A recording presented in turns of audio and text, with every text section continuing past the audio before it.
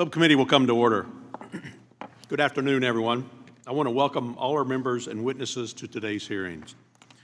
Thank you all for being here today for our first hearing since we celebrated the 90th anniversary of the Social Security Act on August 14th. I'd like to recognize and thank Chairman Smith and Congressman Carey, the distinguished members of the subcommittees on Social Security and Work and Welfare. I'm going to skip one paragraph, and I will come back to that. As chairman of the Social Security Subcommittee, I made it a priority to strengthen and protect Social Security programs to better serve all Americans, including those with disabilities. This year, it's been my pleasure to work closely with Social Security Commissioner Frank Bisignano, who we hosted here in June.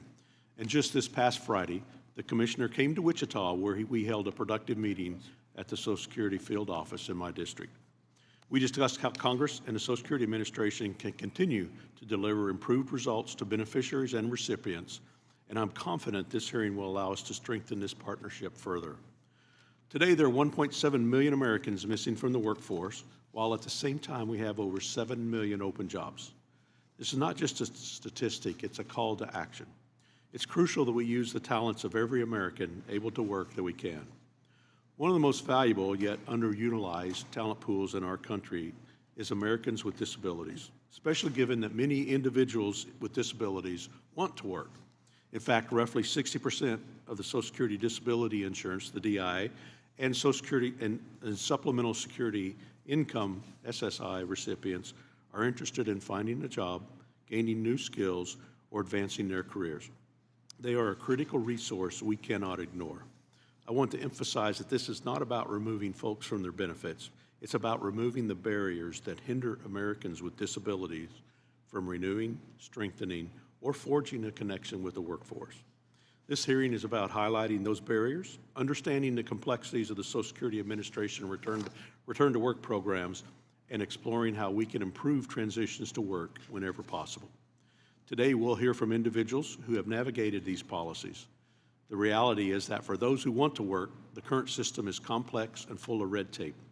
The existing DI and SSI programs are intended to support beneficiaries, but they are often so confusing that both individuals and employers need third-party experts to understand them. We also face the issue of outdated and slow administrative processes. For those who find work, the Social Security Administration's management of benefits can lead to overpayments. This isn't just a bureaucratic problem, it's financial hardship that can discourage people from continuing to work. The system is confusing. The complexity, red tape, and the need to rely on third-party experts just to navigate the rules is a massive obstacle for both individuals and employers. I hope that this hearing will set the stage for a vital discussion about reform. This isn't about altering the fundamental purposes of DI and SSI, but about modernizing our programs to work more effectively. We have an opportunity to remove government barriers, streamline communications, and modernize existing programs to help individual Americans who want to participate in the workforce. By doing so, we will not only improve individuals' lives, but strengthen our economy as a whole. Now, I'll take a moment. This is a joint hearing between the Social Security Subcommittee and the Work and Welfare Subcommittee, and I just want to note that I'd like to thank my colleague, Representative Danny Davis, for your nearly 3 decades of service in Congress, your commitment to your constituents, and your tireless effort to address the issues facing our announcement. Your leadership and dedication will be most missed on this committee now that you've announced your retirement. So I look forward to your opening remarks when we get to that point. So right now, I'd like to yield to Ranking Member Mr. Larson for his opening statement. Well, thank you, Mr. Chairman. It's always good to be here together with our colleagues, and I want to stress from the outset that what good people there are that sit on this committee, and on both sides of the aisle. But, Mr. Chairman, I'd be less than honest if I didn't say that I was thoroughly frustrated that we're having a hearing whose intentions look as though they're admirable, but we're having a hearing on Social Security disability at a time when we haven't enhanced Social Security since 1971, and Richard Nixon was President of the United States. That is an abomination. to the #1 program that prevents seniors from going into poverty, that prevents children from going into poverty.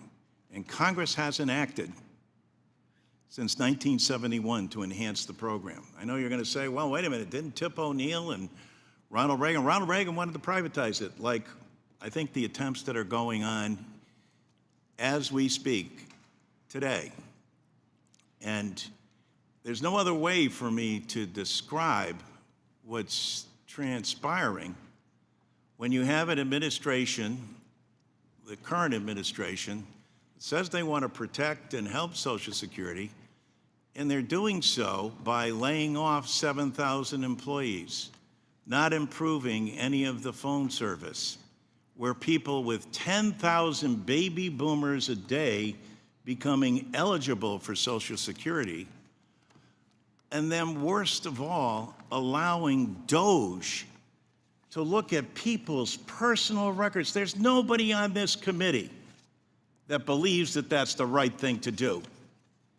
That these 24-year-olds who have never been vetted, have no accountability, get to go in and look at individuals' information. Mr. Chairman, we demand a hearing with the whistleblower. We demand a hearing with Doge. If they're so great and have found all this fraud and abuse and waste, why aren't they here sharing it with us so that we can go over it and work with you to eliminate? Who's in favor of fraud and abuse? But if that's not the case, then what is the motive behind them taking people's personal data and information and now supposedly storing it in a cloud? Basically, it's now in an unsecure location. Does anyone on this committee knows where it is?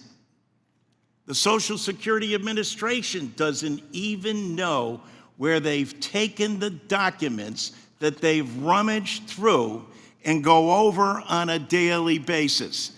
It's an abomination, and everybody on this committee knows it.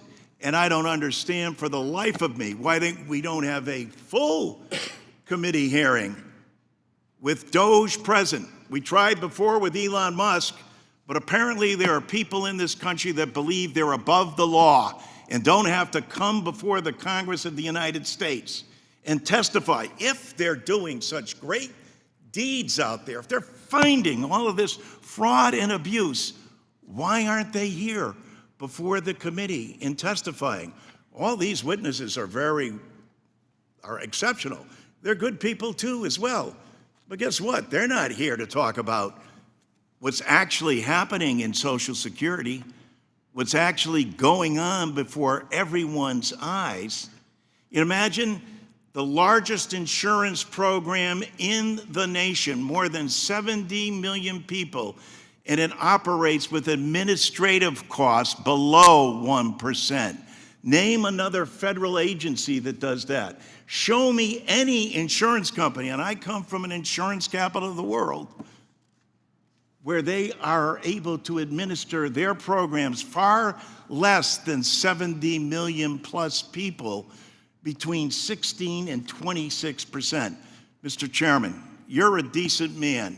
I know you care about Social Security, as does everybody on this committee. It is beyond my belief as to why we can't have a public hearing, and most importantly, why we don't demand, why you individually, all of us, are not outraged by the fact that Doge is not in front of this committee explaining what they've done with people's personal and individual information that they have access to, and now it's in an unsecure place, and SAA does not have oversight of it anymore.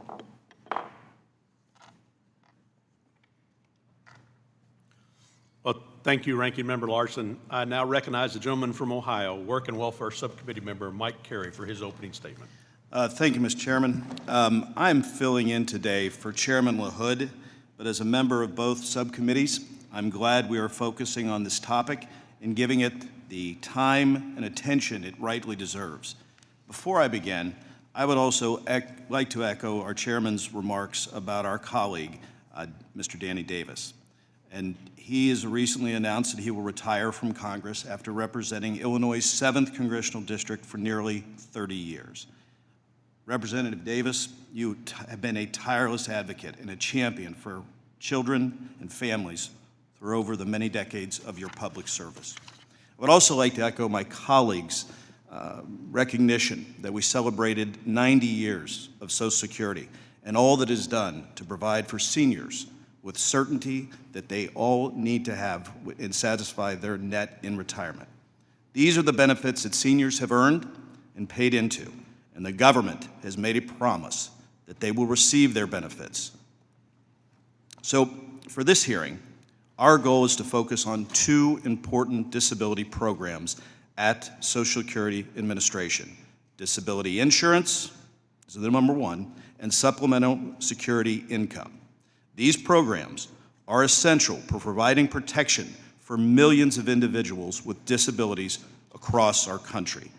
And I'm proud to say that last year, my home state of Ohio, through our Opportunities for Ohioans with Disabilities Agency, worked with nearly 37,000 Ohioans with disabilities in their pursuit of meaningful work and independent lives. The vast majority of SSI and DI recipients simply cannot work, but some do work part-time or want to return to work as their medical conditions may have changed, or their technology advances to provide better accommodations and accessibility in the workplace. Now, according to a survey by the Social Security Administration, the majority of SSI and DI beneficiaries reported being work-oriented with a goal of working or advancing in a career, and roughly nearly 18% saw themselves working enough to leave disability benefits in the next 5 years. For these individuals, we want to make sure that government policies are working in their favor and not discouraging or putting up walls that make it harder to connect to work. This is the first hearing we've had to review SSA's return to work policy since 2015. I think we're long overdue. Certainly, there are some incentives in place to encourage individuals to return to work and earn wages, but all the evidence suggests that they are effective.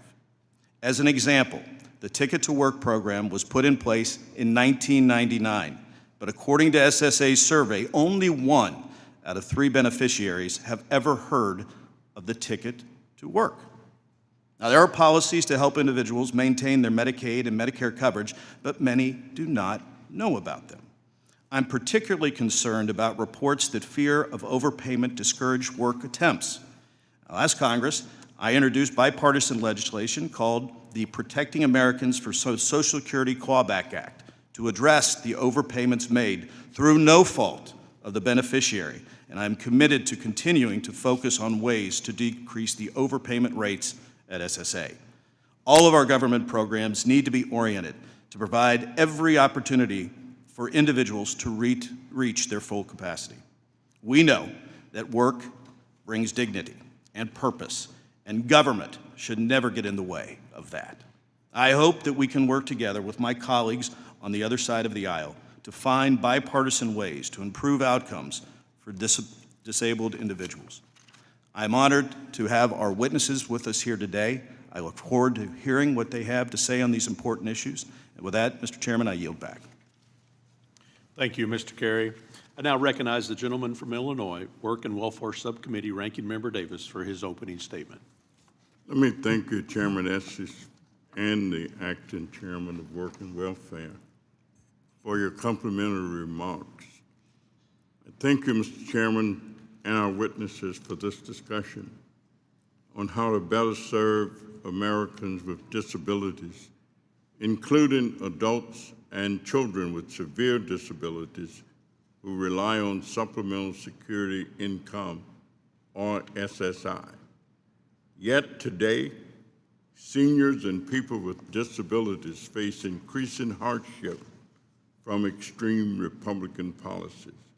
The chaotic Trump tariffs that raise prices for the essentials needed to live, the evisceration of federal grants that shutter key services, and massive staff reductions at the Social Security Administration that make it harder to get benefits. I recently spent 3 hours waiting with a family member for an appointment at a Social Security office. The amazing staff took the care needed to serve everyone, but President Trump's forcing out more than 7,000 employees means there are not enough people to do the work. The commissioner assured me that my experience was an outlier, but all of us are hearing from constituents and friends about people waiting months for appointments and hours for service. I want people with disabilities to have the best opportunities to thrive, but these customer service concerns, coupled with the recent Republican law kicking millions of Americans off Medicaid and food assistance, and the Trump administration's track record of using administrative processes to cut benefits, create a real danger of Americans not getting their SSA benefits. Further losing health insurance and food assistance undermines the health of people with disabilities and the foundation of their ability to work. Successful strategies to help SSA beneficiaries work as much as they're able are labor-intensive and cost money. They require frequent benefit adjustments, temporary eligibility adjustments, or individualized help. It is not tenable to add to the workload of SSAs, understaffed offices when they are struggling just to process benefit applications and answer questions from the public. One way to reduce work for SSA staff and help working beneficiaries is to increase the antiquated asset limit that cuts off SSI benefits anytime recipients have more than $2,000 in their bank accounts. That limit was set over 40 years ago. It discourages work and is a major driver of errors in SSI benefit payments. Together with my Republican colleague, Mr. Fitzpatrick, I lead the widely supported SSI Savings Penalty Elimination Act to increase the asset limit. Another way to simultaneously help people and reduce work for SSA is to keep in place the regulation simplifying SSI applications for seniors and people with disabilities who are part of poor families who need and receive SNAP benefits.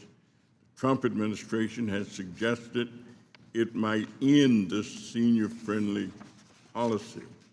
Democrats support helping people with disabilities work and increase their income when they're able, but I will reject any effort to weaken disability supports or any offer to help some people with disabilities by cutting benefits for others. For good, innovative ideas to work, we will first need to get the basics right. A well-staffed and funded SSA, quality health insurance coverage, and the ability to save some of your earnings without fear of losing disability benefits.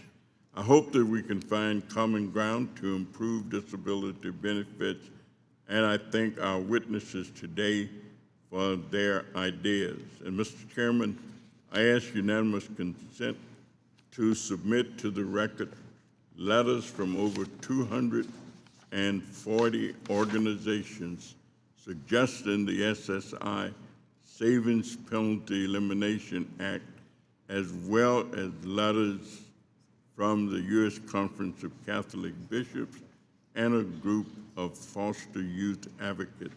I thank you, Mr. Chairman, and yield back the balance of my time. Without objection, so ordered. Thank you, Mr. Davis.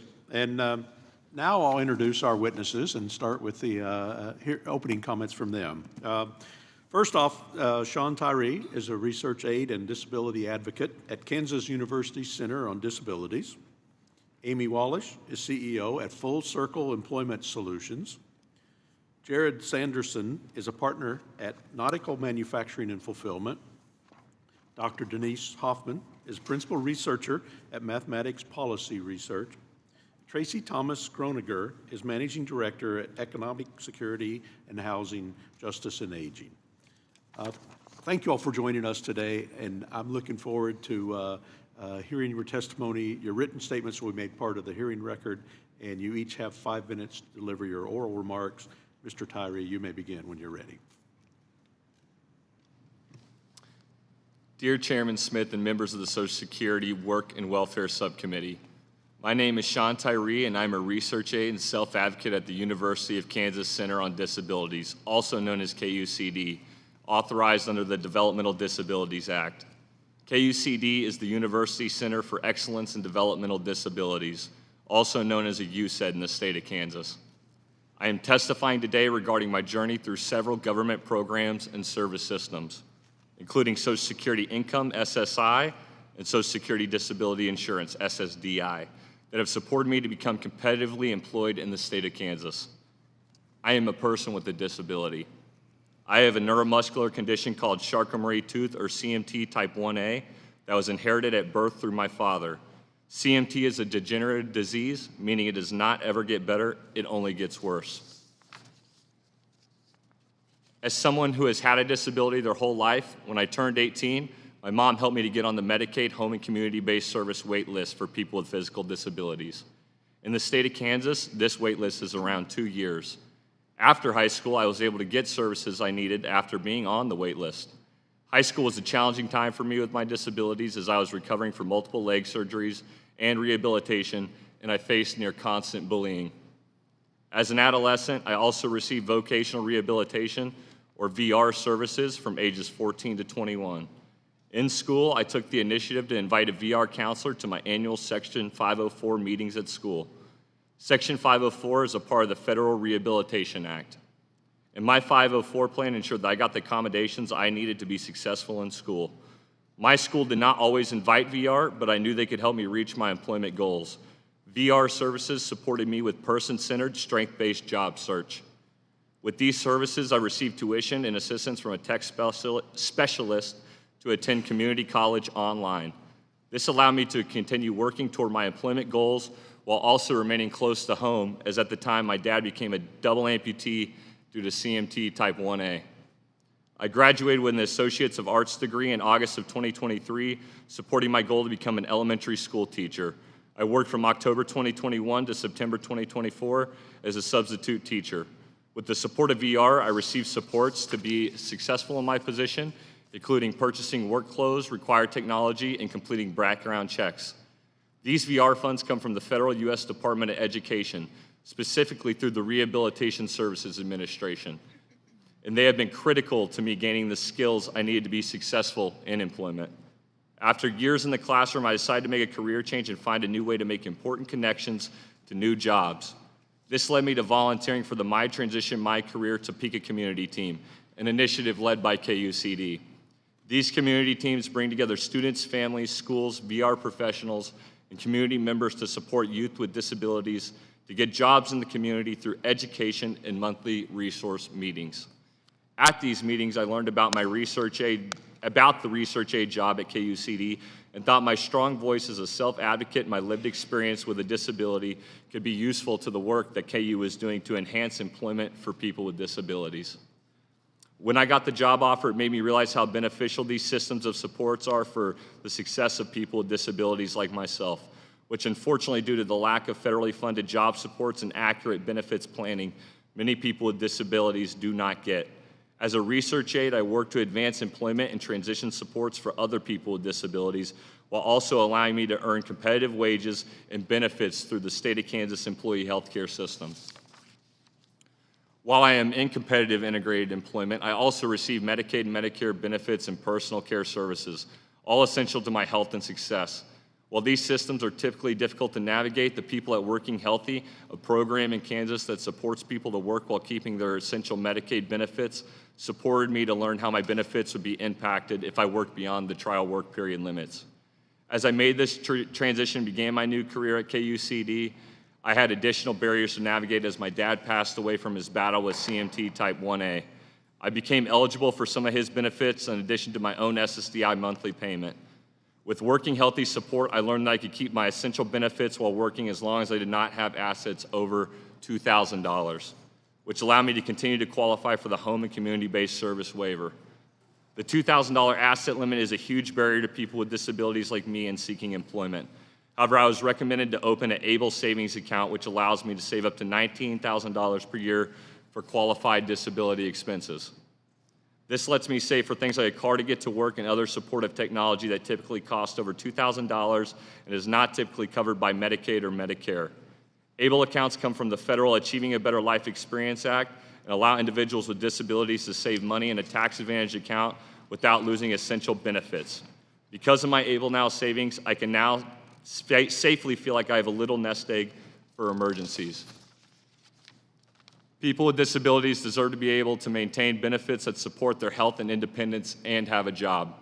Largely because of federal and state programs and supports from the disability field, like the Kansas Department on Aging and Disability, KUCD, and the School of Martial and Meditative Arts in Topeka, specifically my mentor and friend, Hanchi Steve Twimlow, my hero.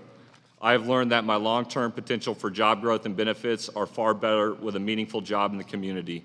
I love my job at KUCD and believe that as people with disabilities go after employment, they should have the benefits and supports to empower them. I have shared today about my experience and journey into competitive integrated employment.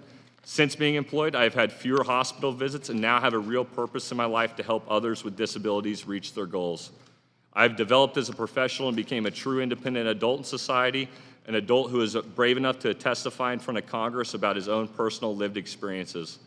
I would not be sitting here before you today without the federal and state level supports and services I've received, such as Medicaid, Medicare, SSDI, ABLE, and Section 504 and vocational rehabilitation.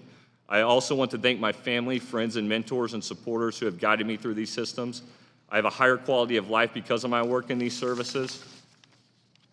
People with disabilities can achieve far more than what society often expects. Like everyone else, they simply need the right supports to learn, grow, and pursue their purpose in life. Thanks to the opportunities provided by KUCD, I was able to discover a career I love. Without federal programs that promote competitive integrated employment while ensuring access to essential Medicaid benefits, many people like me may face institutionalization or lose the support needed to thrive and grow professionally in their career they are passionate about. Thank you for your time and attention today. I appreciate the opportunity to share my story with you all. Thank you. I appreciate your remarks, and particularly thank you for mentioning ABLE accounts. I was Kansas State Treasurer when I worked with Congress to actually help get the law passed and actually structure some things to make sure that, as in most cases, state treasurers across the country implemented those programs, and we set up that program in Kansas to help make sure that that worked for folks to save money. So thank you for signing that in, and yeah, that's been critical in my journey to competitive integrated employment, so thank you. All right, so thank you. And next, Amy Wallish, you have 5 minutes to present your opening remarks, and you can begin when you're ready. Chairman Estes, Representative Carey, Ranking Members Larson and Davis, and members of the subcommittees. Thank you for the opportunity to testify today. My name is Amy Wallish, and I am the founder and CEO of Full Circle Employment Solutions, a national women-owned small business dedicated to expanding employment opportunities for people with disabilities. I've spent over 25 years in the intersect of disability, employment, and policy, running employment networks, working through work incentive planning and assistance, or WIPA programs, working on SSA demonstration projects and national evaluation teams. I've also provided direct benefits counseling to thousands of Social Security beneficiaries over the years. We are unique in that 81% of our staff are certified benefits counselors. We have gone through a rigorous training program and understanding of Social Security and other federal public benefits. Benefits counseling is the cornerstone to return to work efforts. It helps people understand how employment impacts their benefits and health care, giving them the confidence to pursue work without fear. Let me tell you about Joe, not his real name, who was homeless and living in a car, receiving mental health services when he began working with our benefits counselor through a state VR, vocational rehab benefits counseling program. With support, he secured full-time employment as an HVAC assistant. However, shortly after, his Medicaid stopped abruptly, jeopardizing his health and his job. His counselor worked with the senator's office to reinstate coverage through 1619B, ensured proper wage reporting, and stabilized his benefits. He was then able to focus on finding housing, continued working, and chose to receive ongoing supports through our Ticket to Work EN from 2018 to 2023. His journey shows how timely benefits counseling, particularly in moments of crisis, and collaboration between VR and ENs through Partnership Plus can transform lives and reduce barriers to employment. As demonstrated in this story, meeting basic human needs must be met before someone is ready to move forward with work. Awareness of the rules and programs is an ongoing barrier to successful employment. That's why I believe the Ticket to Work marketing program is a powerful strategy. It allows ENs to reach out to at least 300,000 beneficiaries every 90 days on Social Security's behalf. Our EN saw a 121% increase in ticket assignments or beneficiary participation from June of 2020 through March of 2023. Since SSA began enforcing a 0.5% requirement in March of 2023, assignments have dropped. SSA should eliminate that 0.5% assignment requirement. This change would allow ENs to expand outreach opportunities, engage more beneficiaries and help them return to work, and deliver critical information at no cost to Social Security. We also need to modernize outdated systems. The Benefits Planning Query, or BPQY, is often incorrect and can take up to several months to receive, requiring wet signatures on forms like the SSA 3288, Consent for Release of Information, creates unnecessary delays. Adopting e-signatures and real-time data access would streamline operations and reduce overpayments. Speaking of overpayments, they remain one of the biggest deterrents to work.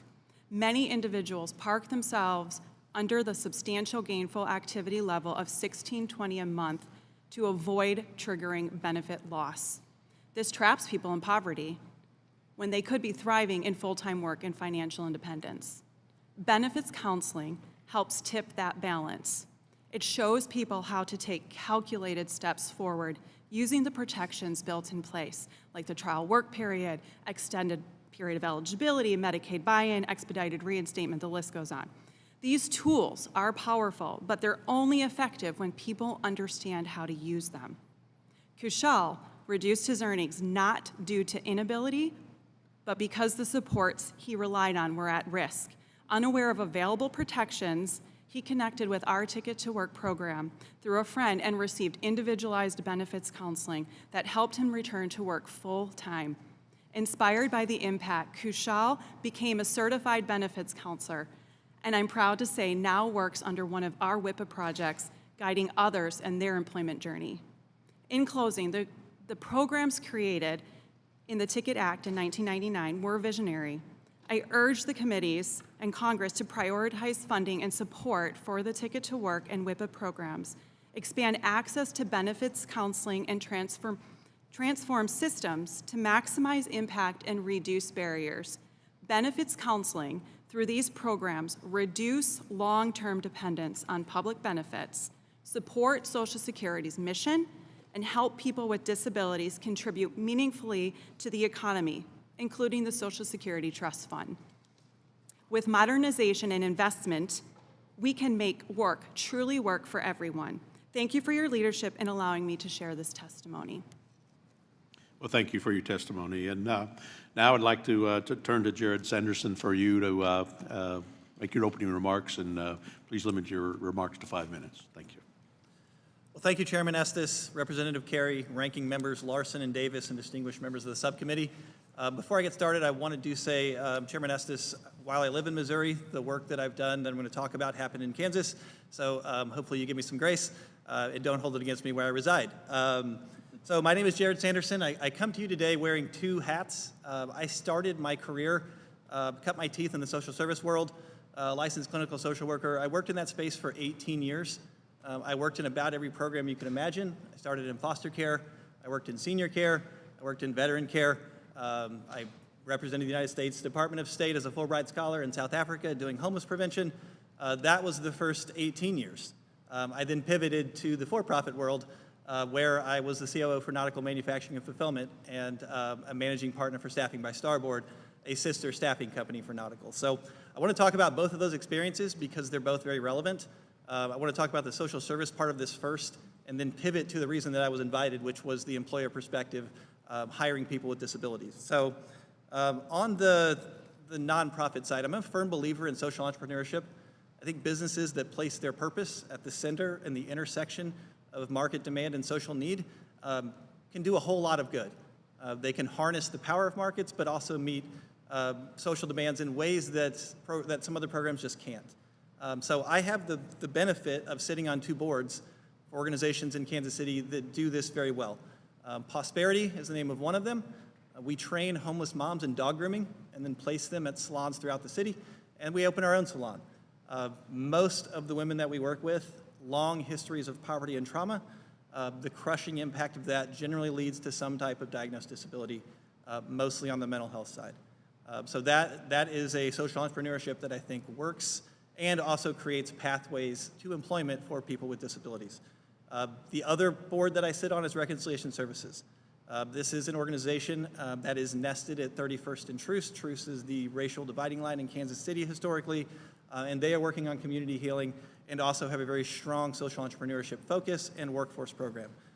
Same thing there, a whole lot of individuals with diagnosed disabilities for mental health because they have known nothing but poverty and trauma their entire lives. There is so much talent that is being wasted because all it gets to do is spend its time trying to survive.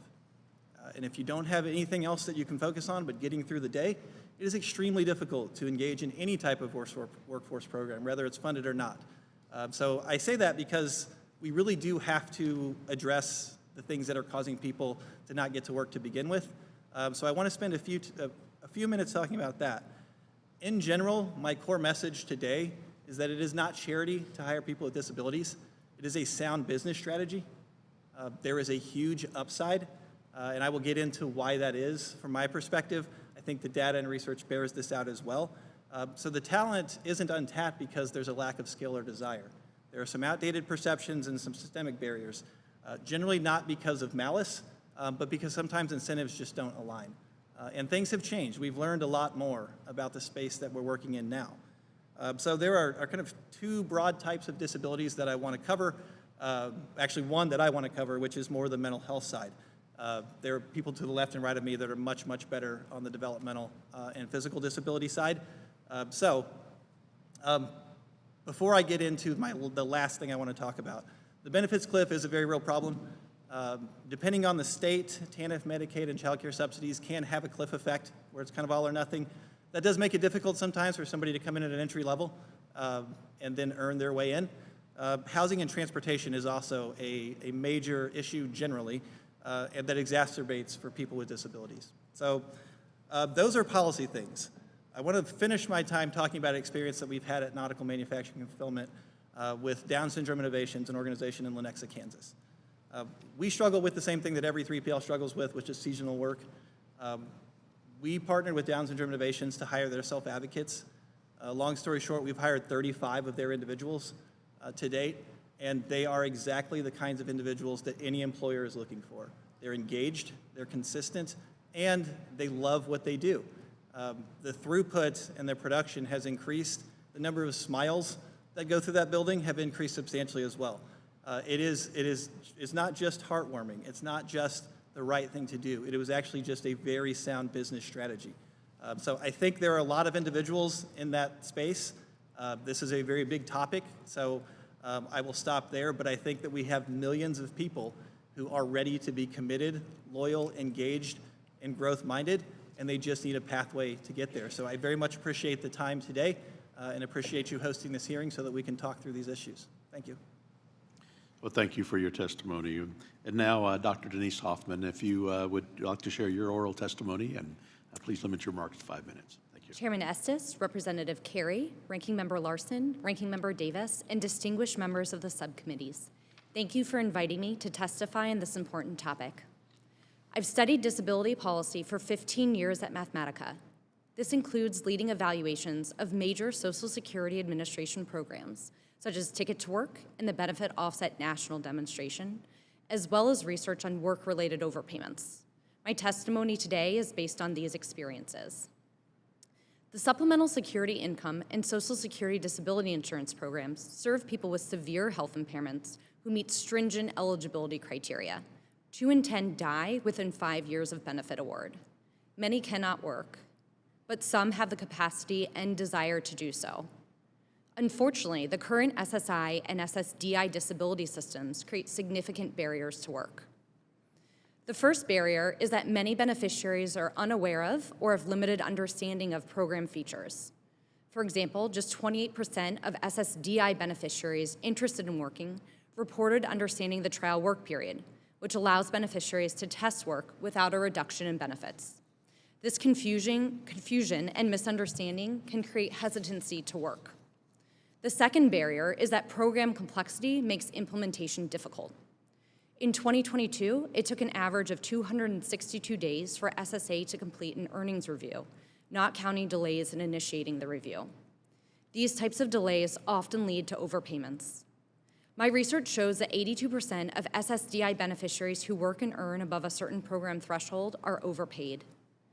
Overpayment can cause financial harm to beneficiaries who struggle to repay overpayment debt, reduce their work activity, and imposes significant costs to SSA. The third barrier is that current program features, referred to as work incentives, can actually function as disincentives. A key example is SSDI's so-called cash cliff. After the trial work period, SSDI benefits drop to $0 once earnings exceed a certain threshold. Research shows that some beneficiaries, in alignment with program incentives, intentionally limit their earnings to avoid losing their benefits. These three barriers also undermine SSA's marquee employment support program, Ticket to Work, by creating confusion and fear around returning to work. So what can be done? In the short term, there's an opportunity to improve current program operations. But there's also a need for evidence about larger scale reforms with the potential to generate more impactful results. The first action is to ensure the timely and accurate implementation of current program rules. Beneficiaries need clear, accurate information and explanations of how program rules affect their benefits, supported by modernized processes, such as increased automation of earnings processing to avoid or reduce overpayments. The second action is to resume the gathering of rigorous evidence to inform SSA policy and programmatic decisions related to current operations. The recent discontinuation of several data-related efforts has limited access to research-ready administrative files and new survey evidence, including some that was mentioned in opening remarks, slowing evaluation of programs like Ticket to Work, and limiting the availability of timely data to improve program operations and support agency-wide efficiencies. The final action is for Congress to reinstate SSA's Section 234 demonstration authority, which expired in 2021 and previously provided a solid evidence base for policy decisions related to SSDI. Bond, which tested replacing the SSDI cash cliff with a $1 benefit offset for every $2 earned, serves as an example of why testing is essential. The Bond demonstration revealed that the tested policy would cost the SSDI trust fund an estimated $1 billion annually without increasing average beneficiary earnings. Policymakers use this evidence to make an informed decision against national implementation. Demonstration authority is essential to evaluate compelling ideas for reforms that encourage work, simplify program rules, and are administratively feasible. Many beneficiaries want to work, but are held back by a system that is difficult to navigate and can discourage work. By improving implementation and restoring SSA's demonstration authority to identify large-scale improvements, Congress can help ensure that SSA effectively supports beneficiaries who have the ability and desire to work. Again, thank you for the opportunity to appear today, and I look forward to any questions. Well, thank you for your testimony. Now we'll turn to Tracy Thomas Groniger, and if you would present your oral testimony, and please limit it to 5 minutes. Thank you. Good afternoon, Chairman Estes, Ranking Member Larson, Representative Carey, Ranking Member Davis, and members of the subcommittee. I'm Tracy Groniger, Managing Director of Economic Security and Housing at Justice and Aging, an organization committed to using the power of law to advocate for the rights of low-income older adults. I'm also here as a co-chair and on behalf of the Social Security Task Force of the Consortium for Constituents with Disabilities. I'm here today to talk about the importance of Social Security Disability Insurance, or SSDI, and Supplemental Security Income, or SSI, and how we can better support beneficiaries who want to work without fear of losing the benefits they depend on. I'll focus on 3 points. First, SSDI and SSI are vital for millions of seniors and people with disabilities. Monthly benefits are modest, but help people pay for basics like rent, food, and medical copays. They also provide access to essential health care through Medicare and Medicaid. Cuts to these vital benefits would not only harm the economic security of seniors and disabled beneficiaries, but also their independence and freedom to work. SSA beneficiaries face great risk when attempting to work and need the assurance not only of monthly income, but also essential health care when engaging in uncertain employment. Second, complex rules and staffing shortages that reduce beneficiary support create barriers for those who want to attempt to return to work. The process to obtain benefits is long and difficult, and once approved, beneficiaries must navigate a minefield of eligibility rules. SSI, for example, caps assets for an individual at $2,000. Exceeding this limit by even a small amount means benefits are not payable for that month, forcing the individual to spend down their savings. SSI benefits are also reduced when individuals earn money. Earned income disregards, unchanged since the program began in 1972, impose harsher consequences for work than Congress likely intended. Overpayments are another huge problem. While SSDI and SSI recipients must report their income to SSA, staffing shortages and related processing delays lead to erroneous payments. During the current administration, the repayment rate for SSDI beneficiaries was increased from 10% of their monthly benefits to 50%, meaning people can lose half their monthly benefits through no fault of their own. These problems cause real harm. Take Miss G, an older woman who was receiving SSDI benefits due to multiple serious medical conditions. After years of working part-time and reporting her earnings, SSA informed her earlier this year that she was no longer eligible for SSDI benefits retroactive to 2016 and that she owed over $100,000. She spent hours on the phone on hold, was turned away from her local field office, and struggled to navigate the complicated appeals process to resolve this issue. In the meantime, she lost her benefits, which was devastating. Without SSDI, Ms. G was unable to pay her rent. Without Medicare, she was forced to ration her access to health care, foregoing medications that cost her hundreds of dollars per month out of pocket. Her part-time work isn't enough to cover her costs. SSDI was her lifeline. Unfortunately, as SSA loses thousands of experienced, knowledgeable customer service staff, her story is not an aberration. People with disabilities who attempt to work may instead lose out on the very source of income they need to survive. Finally, Congress can act to ensure that people who want to try to return to work still have access to the benefits they rely on. The bipartisan SSI Savings Penalty Elimination Act would increase asset limits so that people are better able to save for emergencies and necessary expenses. Congress can also raise the SSI income disregards so that people can keep more of the money they earn. The Clause Off Social Security Act would limit harsh overpayment withholdings caused by SSA's mistakes. And importantly, SSA needs adequate customer service staff and administrative funding so that beneficiaries can get the help they need and trust that their benefits are secure if they attempt to work. In conclusion, seniors and people with disabilities should be able to attempt to work without fear of losing their benefits and should have access to strong customer service. Congress must ensure that disability benefits are accessible, secure, and able to meet the needs of the people they serve. Thank you. Thank you. Thank you all for your testimonies. And now we'll proceed to the question and answer session.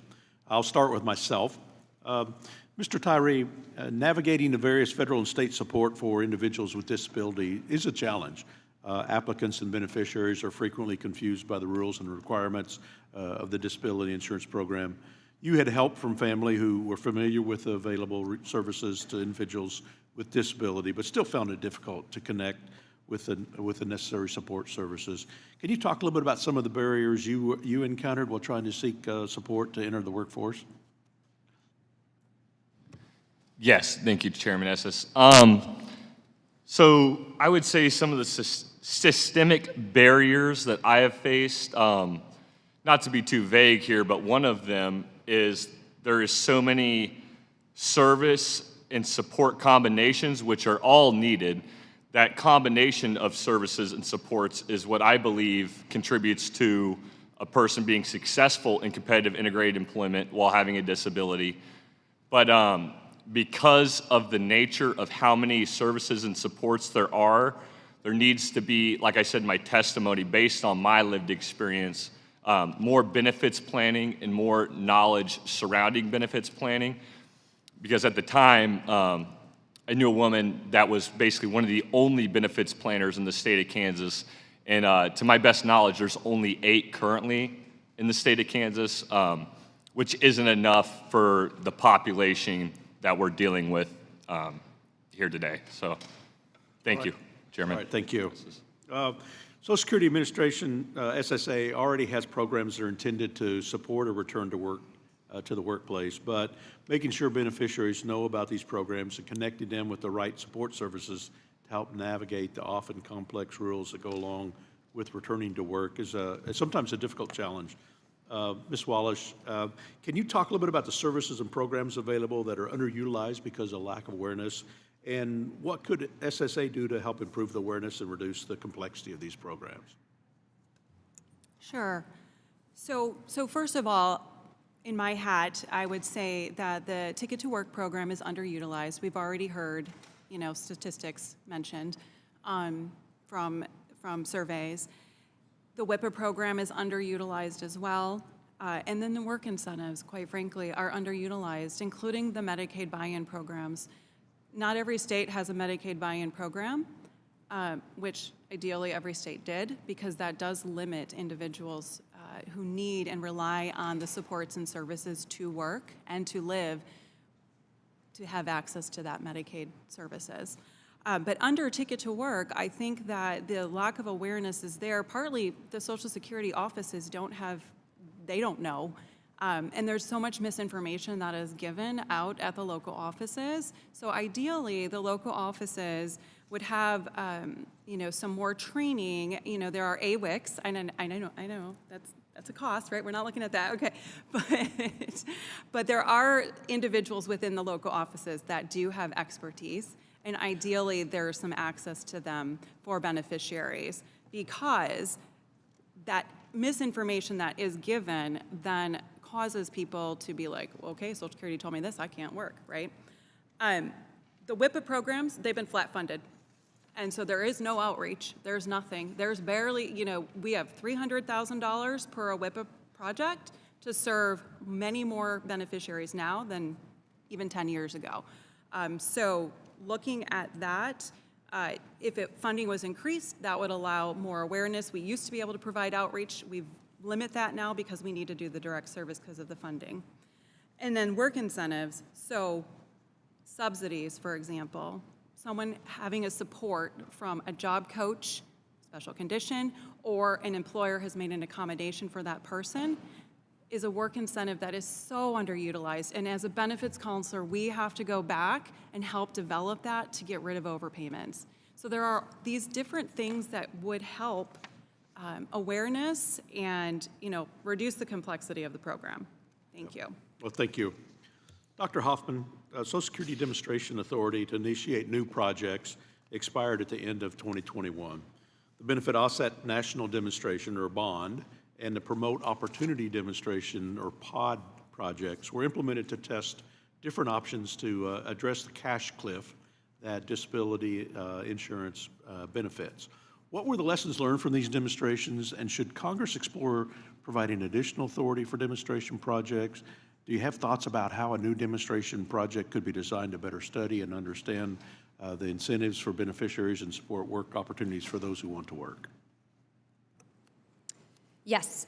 So thinking back to Bond and Pod, I think there are two main lessons learned that stand out. The first is that implementation matters, and this relates to complexity. For example, in Bond, some of the program complexity led to delays in benefit adjustments and overpayments that presumably affected beneficiary experiences and outcomes. Somewhat related also is beneficiary understanding of program rules, that incentives can't incentivize behavior change if people don't understand what the new rules are. So looking ahead, yes, absolutely, I think that reinstating demonstration authority is essential. There are compelling ideas for reform, but they are untested, and we can't know how they will work until they're tested. I think Bond and Pod are great examples of solutions that people proposed that had a lot of promise, but in practice did not achieve policy goals. I will also note that currently the SSDI Trust Fund is not anticipating a budget shortfall. That has not always been the case. So taking the investment now to figure out what works for more meaningful program change is I think, a wise use of time, because research does take time. And then in terms of design, so I think that as a first step, there needs to be some stakeholder involvement in selection and design. So convening people with varied experiences, including service providers, people with disabilities, SSA staff, and researchers, to figure out what the promising solutions are. Also giving an opportunity for policymakers to weigh in and approve potential tests, but then proceeding with small pilots. So having many ideas, testing variants of them in small ways, and then using successful pilots as a launching point for larger demonstration tests. Well, thank you. And now I recognize the ranking member, Mr. Larson, for his questions. Well, thank you, Mr. Chairman, again. And Mr. Chairman, I want to ask you if you will commit to bringing DOGE before us to hold a hearing on the whistleblower report. We're working at, my understanding as legal counsel is looking at the whistleblowers. Obviously, there's sensitivity around that. I do think there'll be some more information that comes out over that. We want to make sure that, one, we protect the confidentiality of the whistleblower, and we'll figure out how to move forward with that, working with the whistleblower and their representatives on what to do moving forward. So is that a yes? Well, I don't know if we'll have a hearing, but certainly we want to proceed. Obviously, it's very important on whistleblowers to make sure that not only do we make sure the programs work right, but also make sure that we protect their confidentiality and their preferences as well. Well, I know how fervent everybody was on the other side of the aisle to make sure that Hunter Biden, the whistleblower there, was brought in, and be nice to see that when you have something at stake, and this is all the information on Hunter, when we have something like everyone's Social Security records at stake here, I think it's mandatory that this Congress and the American people know exactly what's happened. Now, Mrs. Groniger, would you agree with that? Yes, I think it is an important topic, and I think people would like to know more. Let me ask the other panelists, do you agree that the whistleblower should, in these charges, let me start with an easy question. Do you have any idea, Mr. Tyrie, where that information is, SSA, that DOGE spirited away? I do not, Mr. Larson, and I understand. based on my lived experience, I'd like to know where it is as well, but I'm not going to speak for others. Sure. Thank you. Mrs. Wallish?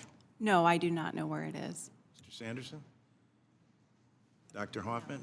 No, it's, again, I understand, I get the point that you probably can't possibly know, but here it is, and you all did an excellent job in your presentations and have valid concerns about disability and how we can improve it. But how can we improve it if we're laying off 7,000 people, if we're not fixing the antiquated phone system, if we're saying it's all going to change because of AI, and yet an unvetted group of people is allowed to come in and look at everybody's individual records, is that a good thing, Mrs. Groniger? No, I don't think so, Representative Larson. Dr. Hoffman?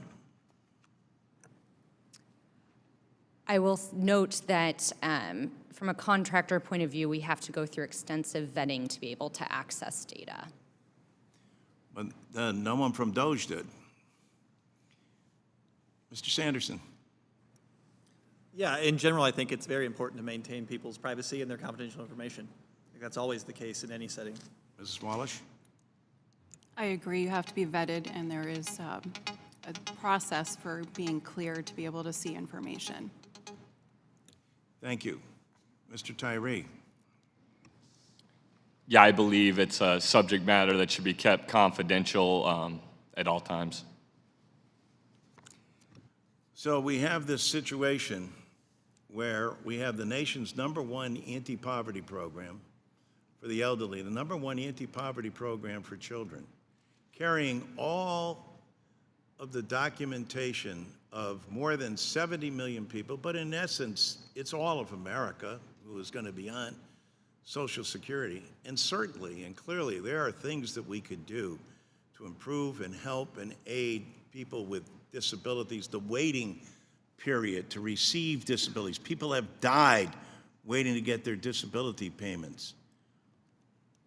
Why, in God's name, are we spiriting that information away and putting it in a cloud? Whatever the good that means, I just can't fathom it. And I think it's, Mr. Chairman, I think it's important that this committee, who has the Committee of Cognizance, gets the answers to this. We tried earlier with a inquiry of resolution to have Elon Musk come before here, but apparently there are some people in this country that are above the law and don't have to come before the Congress. And now we have Doge, 24-year-olds, unvetted, unaccountable, doing the same thing with people's information, unaccountable for. I want to thank the witnesses for your candor and your honesty. Thank you, Mr. Larson, for your remarks. I do want to make, I appreciate you bringing up the comment about the phone service and how well that's working. When I was in the Wichita field office last Friday with Commissioner Vizinano, they implemented the new phone system just in July. And they've said they've already seen tremendous improvements in terms of the response time for both folks that come in, not just for retirement, but for disability enrollment and other issues. So I look forward to seeing some improved statistics around that with the new system being rolled out across the country. And now I'd like to recognize Work and Welfare Subcommittee member Mr. Carey for questions. Thank you, Mr. Chairman. Mr. Tyrie, I have to say your story is probably one of the most inspirational stories I've ever heard. And you should really be proud of how you have overcome great physical and personal difficulties to achieve your personal successes in your life. I guess the question I have is, can you explain the physical and psychological and emotional benefits you've experienced since you've been employed by Kansas University Center of Disabilities? Yes, I would love to. So first off, I would like to kind of go back to my testimony. As I said, I have had less hospitalizations for mental and physical health upon being competitively integrated employed in the state of Kansas by KUCD. It has given me a real purpose in my life because I'm able to help others that are in the same situation that I was in.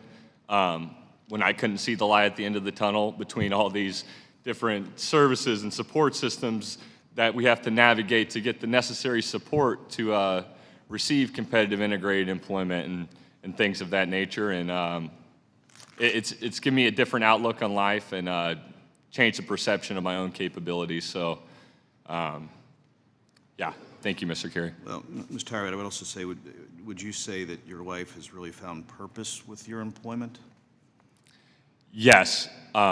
Before I found competitive integrated employment, I didn't really have a purpose greater than myself. And because of KUCD and the services and supports that helped me to find that job and maintain that job without losing my essential benefits, yeah, I would have basically graduated to the couch and have been relying on supports and services and wouldn't have been able to do things as independently. Okay, thank you for that. Mrs. Wallish, I was struck in your testimony in here that people are trying to survive and the system is, as it is structured, and I think this is a quote, can now make work feel like a risk, not a reward. I think that was your statement. My question, can you talk more about the reality of what's facing individuals and the intangible benefits of work? Around risk and reward and employment. Okay. So with benefits, it's very difficult to get on in the first place. We all know that. It's been stated, right? It takes a long time. Once I'm on the benefit, now I get a letter saying, hey, go to work. That's what the ticket to work letter that comes about a year later says, hey, guess what? You can go to work now. I may or may not want to go to work depending on, where I'm at, what my disability is, all of that. Maybe I do want to go to work. But there's a risk with going to work because what happens to those benefits? What's going to happen to my Medicaid? What's going to happen to my food stamps? What's going to happen to my child's benefit, right? All of these things have to be looked at, and there's a calculation that can be done, right? There's this risk and reward. So when I counsel someone, for example, I will not make a decision for them. I will give them the information. Here's the bottom line. If you go to work and you're earning this and you have this benefit, here's what financially the bottom line is going to look like.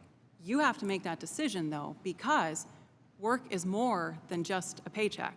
There is value in work, as you've just stated, right? Like, there's all of these other pieces, my mental health, all of these other things that happen. So there is risk and reward, and you have to determine that. And having people come alongside you, different supports, which these programs that we're talking about do, is incredibly important.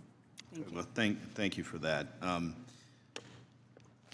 think I'm going to do Mr. Sanderson. I'm reading through your testimony. I think you said most of it, but one of the recommendations is for us to look at ways to encourage public and private partnerships, so there is more of a collaborative model to benefit employers and the community employment agencies, like the one that Mrs. Wallish runs. What changes would that involve, or how would that look in practice? Yeah, I think there's probably several ways to do it. I think there's probably movement that needs to happen on both sides of that, and it's not as if this is an either or, but I think there are some employers who just aren't quite fully educated on the benefits of working with organizations who are helping people get job ready who have disabilities. And I know that term disability, there are organizations that use diverse ability. It's not just a novelty. There are extraordinary abilities that are nested in people who've experienced hardship. It's unfortunate that people have experienced that hardship, and there are oftentimes there's no good reason why it occurred, but if somebody is able to make it through that experience, they are generally in a better position to be exactly the kind of employee that somebody's looking for. So I think there's an opportunity to educate employers on, one, the organizations that are doing this in their area. I think there are a lot of employers that don't know it, and it's not because they don't want to know it. Their heads down, they're in their weeds, they're trying to grow their business. They may not know that there is an organization or multiple organizations training people specifically for their industry. So I think that there's awareness generally changes everything. It's a bit hard to pinpoint, but you know it when you see it, and you can't unknow it once you're aware of something. And so I've been fortunate enough to come from that other side of the ledger. So I came into the for-profit world knowing all these organizations that are providing these services and getting people to a place where they can engage meaningful in employment. So I think if I had to pick one, I would probably start there. Some attempt to educate employers on the organizations around them that are basically building a pipeline to workforce for them, and they don't know it. Well, I want to thank you for your testimony. I want to thank all of you. And with that, I yield. Thank you. I now recognize Work and Welfare Ranking Member Davis for questions. Thank you, Mr. Chairman. Ms. Groniger, let me ask you, my Ways and Means colleague, Mr. Fitzpatrick, and I have introduced the SSI Savings Penalty Elimination Act, which would adjust the asset limit for supplemental security income.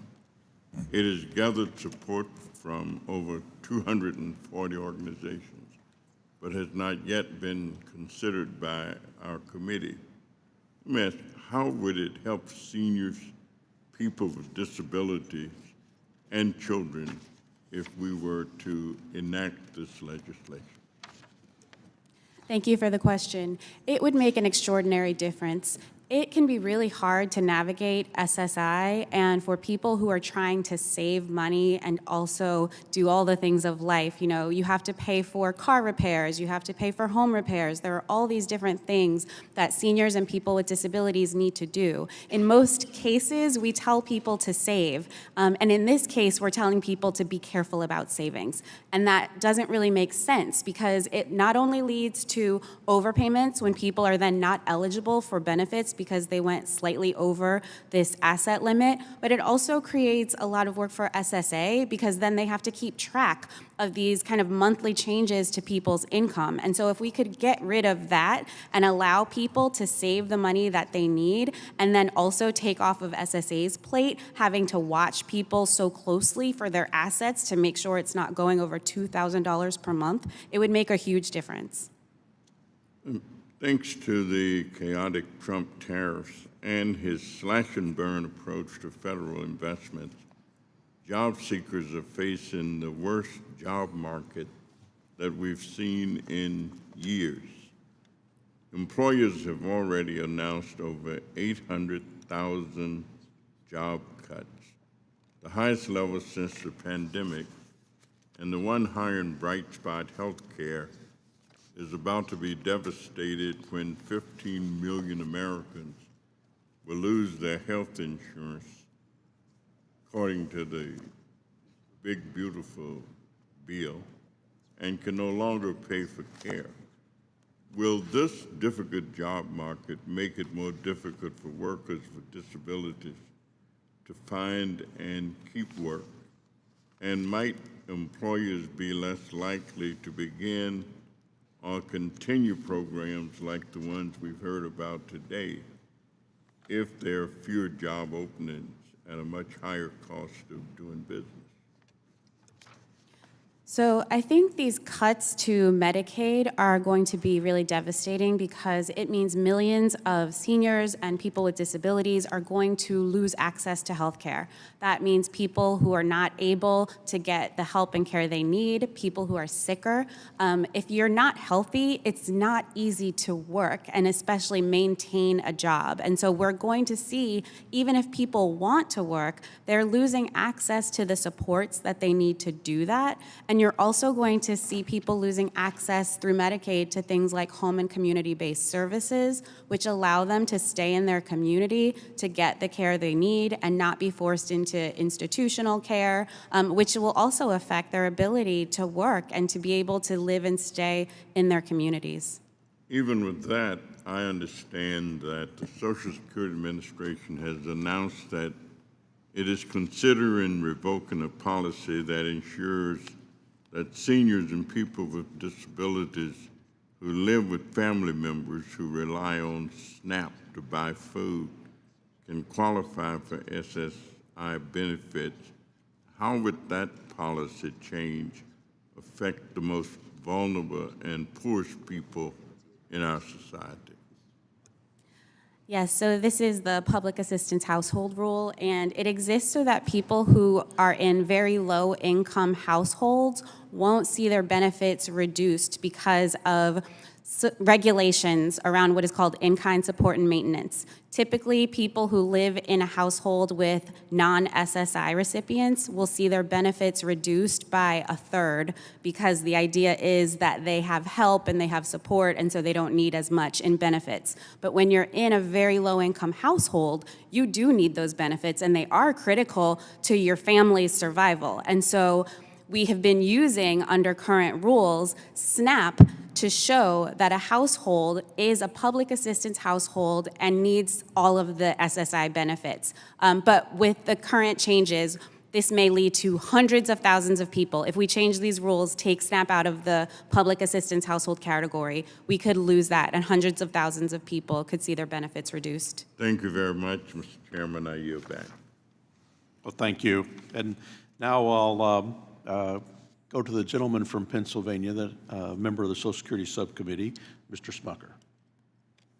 Thank you, Mr. Chairman, for calling this hearing today. Thanks to each of you for being here, particularly Mr. Tyrie. Wonderful to hear your story, and we want to ensure that as many people as possible can follow a similar path to what you have, what you have followed, where you're able to return to or enter the workforce and have great employment opportunities like you've described. And so it's frustrating when sometimes we hear that a return to work program can be so complicated that it actually keeps people from working. And I really think the Social Security Administration has a responsibility to help the people that it serves understand their benefits so that they can use those benefits to help themselves, just as you shared. By the way, that's why I'm working on another bill with Mr. Byer to provide clarity to older Americans deciding when to begin claiming their Social Security in order to best meet their financial needs. It's about having the information available and explained in a way that people can understand, so that's an important bill as well. But it's even more confusing at times and worse for those drawing disability benefits. Dr. Hoffman, in your testimony, you contrast the ways that SSDI and SSI calculate eligibility. For example, SSDI has a cash cliff that scares people away from working and saving money, while SSI phases out benefits at a 1 for $2 offset. How can we better align these programs' phase-out structures to reduce confusion and maintain incentives to work?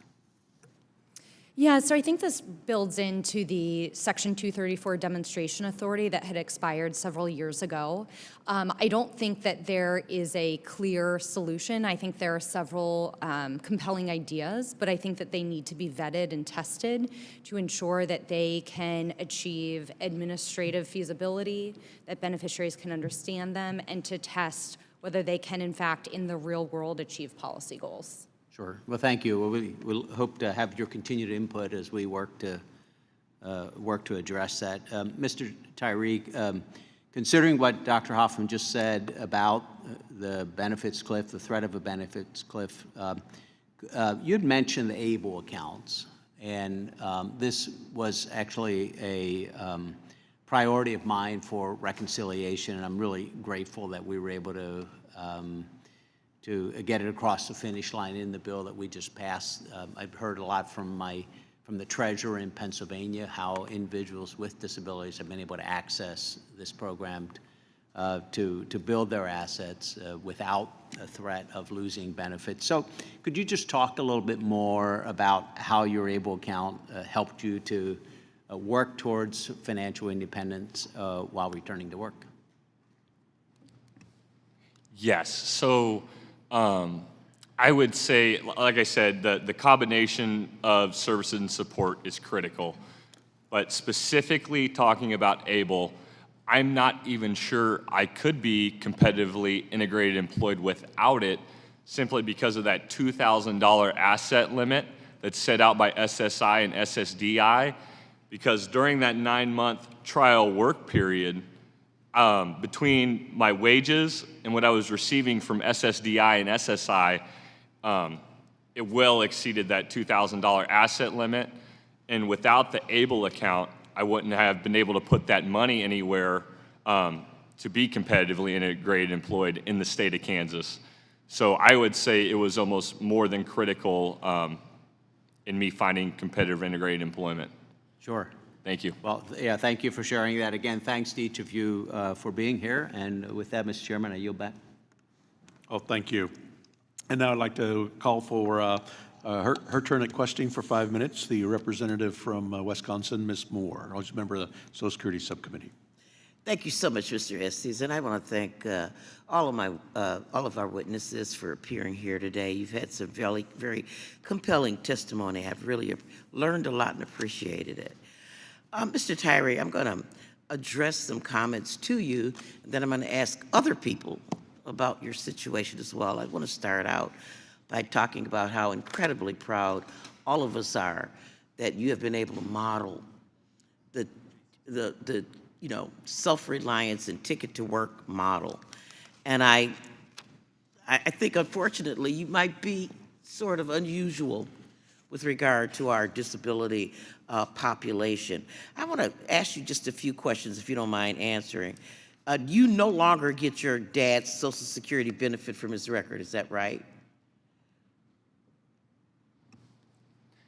That is correct. Okay. Because I'm competitively integrated employed. Okay. So, so do you have health care through your employer? It is offered through my employer, but because of the knowledge that the program Working Healthy gave me, I found out that because I had an inherited disability, that I fall under a certain title of Social Security disability that was considered a protected medical group. So Right. again, that's right, that right, like. Right. So, I mean, that's the point that I'm making, and maybe I can ask Mrs. Groniger or Ms. Wallish. I mean, because a lot of folks who go to work like you would be at risk of losing their Medicaid or their Medicare. It just wouldn't be worth it to them, even with the extra money, to become quote unquote financially independent and not have, because you need your health care. Sounds to me like all those operations and so on. So I guess the question that I have about Mr. Tyrie, and Ms. Groniger, maybe you have the answer to this. You know, he has a very sympathetic employer, very happy to have him. It's hard to see him as a bartender at Summerfest in Milwaukee. I don't think he would make it, Mr. Tyrie. Rushing about. With all due respect, Mrs. Moore, without supports and services that I lacked at the time to find competitive integrated employment at the Kansas KU Center on Disabilities, those supports and services weren't accurately provided by my local school system as I was a substitute teacher, and nor were they provided when I worked at a former prison release program washing dishes at a Perkins, where I couldn't disclose my disability, or they likely wouldn't have hired me. Exactly. With all due respect. So the question that I have is, if something were to happen to this employer, if the state of Kansas, for example, dropped these positions because of the financial straits that they found themselves in, trying to replace Medicaid services or something, how hard would it be for him to get his Social Security benefit returned? And thank God he still has his medical. Mrs. Groniger? Yeah, I think you've hit on a problem here in that people are at risk of losing really critical benefits, and it's so complex to get them in the first place, to get them back, to understand how you would do that, that it does make it so much of a disincentive that people don't want to risk it. You don't want to risk your health care, which is enormously expensive, because you may be able to work part-time or work for a specific season and may not have regular steady employment that you can depend on. Right, that's an absolute risk. I just want to ask you another personal question, Mr. Tyrie. Are you married? No, currently scared of marriage, ma'am. You're scared of marriage? Well, you're probably a very intelligent person. But there are a lot of people on disability that want to get married. Go figure. But we talk about benefit cliffs and on SSI, I mean, and disability. And as I was looking through the very complicated rules, you just do not get married if you're on Social Security.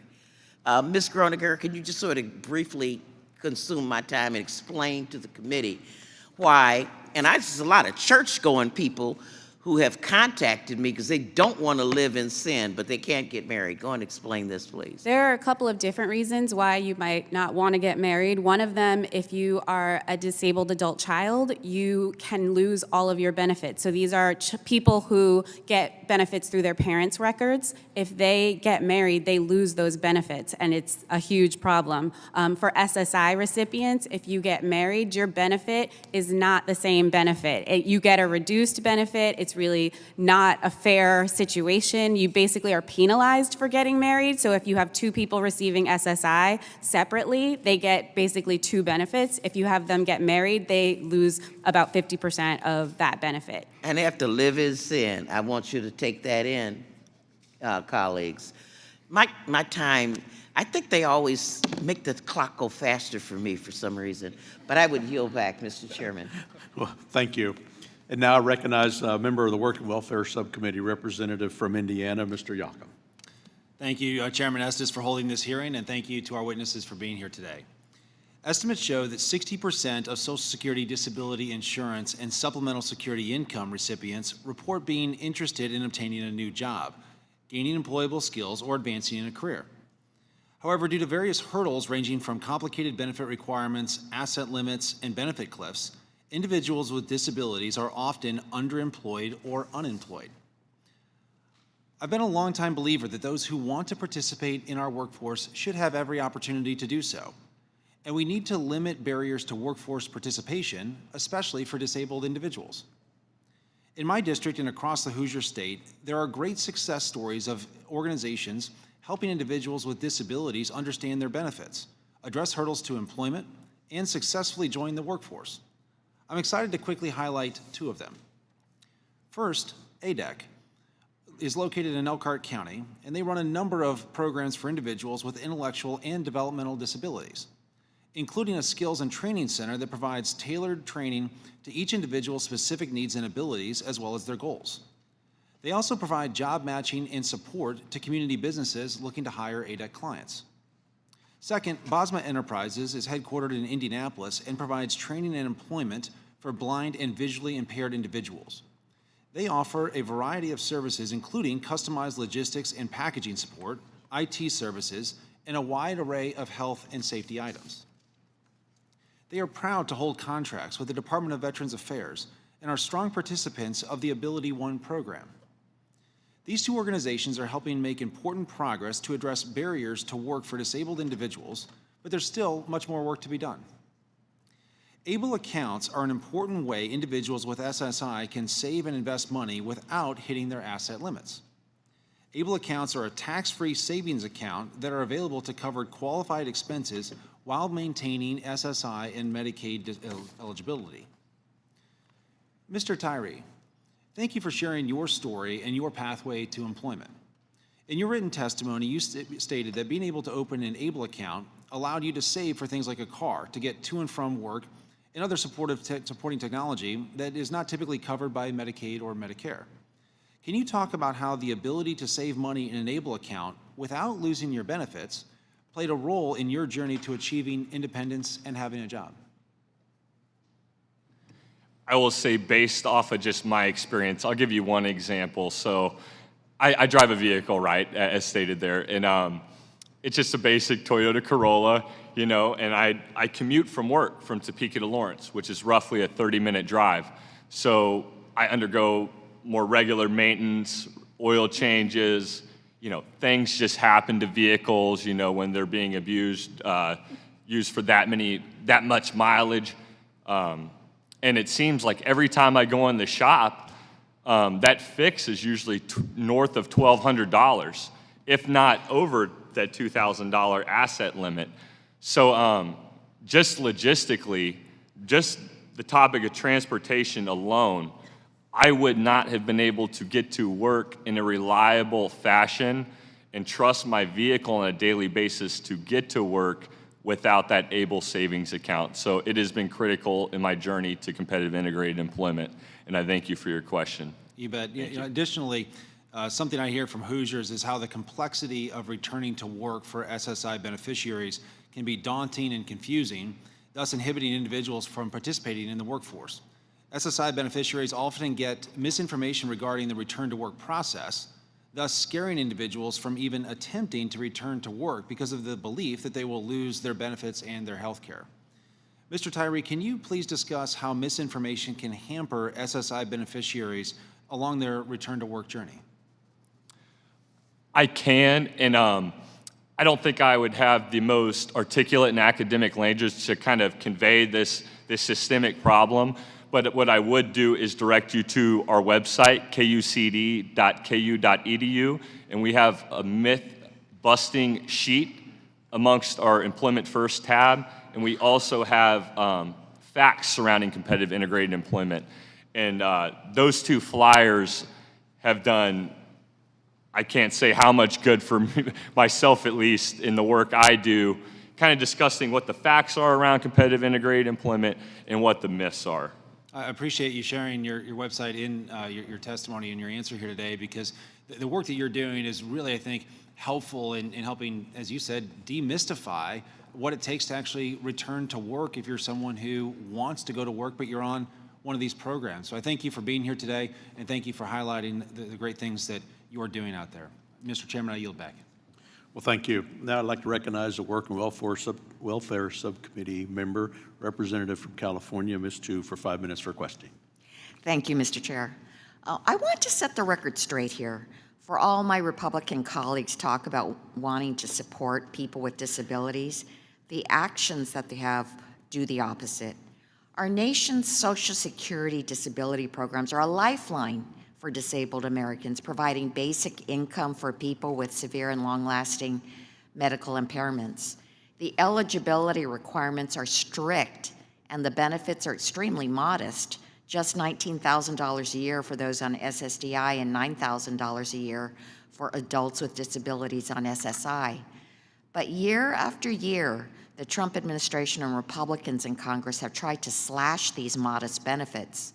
Just to name a few, during his first administration, President Trump sought more than $70 billion in cuts in Social Security disability benefits, including plans to make it harder for older, severely disabled workers to qualify, to throw disabled people off benefits by subjecting them to more frequent paperwork reviews, and to cut retroactive benefits in half for newly eligible disabled workers.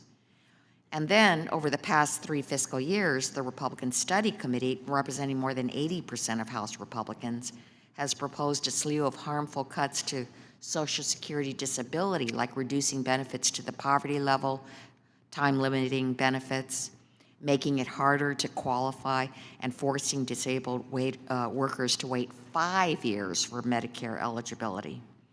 And earlier this year, House Republicans included billions of dollars in cuts to SSI on their initial so-called menu of options for budget reconciliation in order to pay for tax cuts for billionaires. So if my Republican colleagues are interested in exploring ways to ensure that Social Security disability beneficiaries who are able to work can do so without losing their vital benefits or their health care, we stand ready to work with you, but not if the main motive in getting them to work is to kick vulnerable people off their benefits. And so, Ms. Groniger, I'm deeply alarmed by the collapse of Social Security's customer service under President Trump. His administration is taking a wrecking ball to the agency, forcing out more than 7,000 SSA workers, or about 1 in 8 employees. My office has been flooded with calls from constituents. They can't get through to SSA on the phones, they're facing long waits at field offices, and they're struggling to get any help from the agency at all. I heard from one constituent who said, I depend on my disability check to keep a roof over my head and food in my mouth, not just Social Security, but Medicare, Medicaid, and SNAP as well. They all keep me alive and healthy, not homeless and starving in the streets. This is literally a life and death issue for me. So, Ms. Groniger, how can the quality of SSA's overall customer service impact the effectiveness of a return to work strategy for people with disabilities? I think you've really hit on something in that you must have the customer service as a base if you really want to give people the ability to go back to work. If you can't get information because you've been waiting on the phone for hours, you're not going to trust that you have access to your benefits if you work. Similarly, if you go to a field office and you're told that you have to make an appointment, but then you can't make an appointment and so you can't talk to a person, you're going through all these hoops, it's not going to make people feel as though they can try to work and still keep their benefits. And I think that's the kind of thing that we are worried about and that we've been hearing from advocates. You know, depending on where you are in the country, your experience with Social Security can vary greatly. It may take you an hour, it may take you 4 hours, but it's not good, and that shouldn't be anyone's experience, no matter where they live in this country, if we're trying to say that you can trust that Social Security is going to be there for you and help you if you want to work. And also, I'm deeply disturbed about the potential use of AI in these complex and high-stakes determination of eligibility. Can you say something about that, the use of AI in Social Security disability determinations?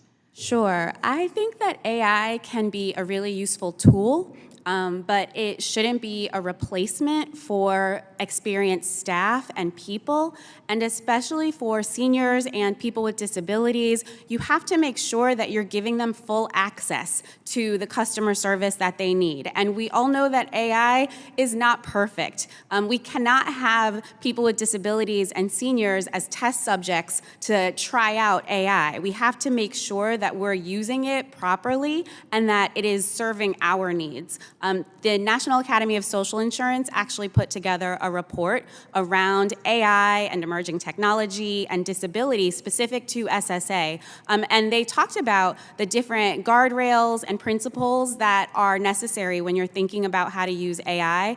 One of which is that we can't use AI to make decisions about denials. We can't have AI denying benefits. We need to have people who are looking at these applications, who are talking to people and engaging with people, and not just replace them with AI, because we're not going to be successful. Thank you. I yield back. Well, thank you. And I just want to mention that, you know, this hearing's not about work requirements for individuals with disabilities. We shouldn't be framing it that way. I mean, disabled individuals have always been exempt from work requirements in federal programs, and that will continue to happen. We want to look forward to being able to talk about opportunities for folks that want to return to work and how they can do that. And kind of how do we get past this trap system that we're in now, making sure the federal programs aren't an obstacle to being in the way of work. So with that, excuse me, I'll call on a member of the Social Security Subcommittee, representative from Utah, Mr. Moore. Thank you, Chairman. Represent Utah, dig into these issues quite a bit. Recent research from a Utah-based Sutherland Institute found that 43% of statewide current and recent safety net participants had at some point turned down an opportunity to work or earn more because they were worried about triggering a benefit cliff. It's because in many instances, the loss of benefits can be greater than or close to the additional earnings when their income increases. This Sutherland Institute, digs into this issue a lot, provides an enormous amount of thought to this, research and solutions. Mrs. Wallish, Full Circle Employment works with individuals with disabilities in order to help them get back to work. In your experience, how does the benefit cliff affect an individual's ability and willingness to go to work, and can you elaborate on any fear associated with this issue? Yes.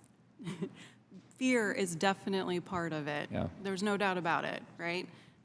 People want to work, but there is that fear because there's so many misconceptions out there about the benefits to begin with. They hear this, they hear that. Social Security tells them this, someone else tells them that, right? Yeah. So that's part of the issue.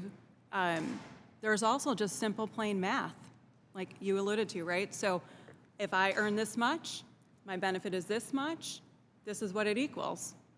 Like, you have to make a decision because of that, right? So there are only a few trained staff within the Social Security offices that are able to implement and understand the protections that are there. So yeah, there's definitely fear around that cliff. Yeah, and I think, like you said, there's a lot of misconceptions, and so sometimes the fear is unwarranted, but there's also the brass tacks of it actually being the numbers, where if there is a legitimate benefits cliff that we have just failed to be able to solve this. It should be a very bipartisan issue, and I'm hopeful that we can work towards that. And so I appreciate your work on that and helping and supporting those that are in these that participate in some of these programs to help them with that.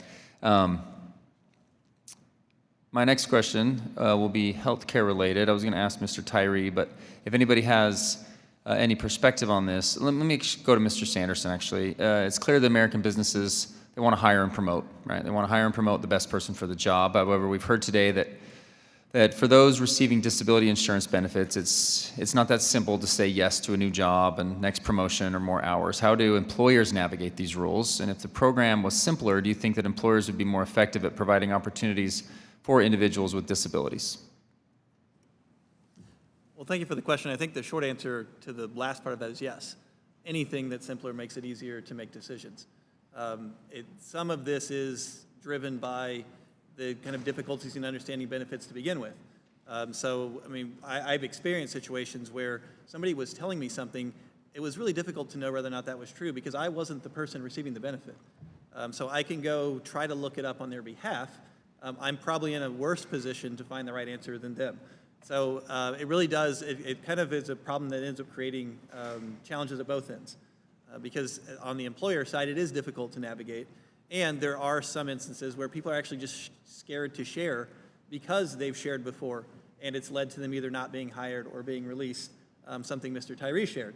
So I think we do have, the demystification I think was a word used earlier. I think that is crucial to simplify all of these programs and benefits because it will make it easier for the employer too, and it will make the information flowing to the employer from the recipient more accurate.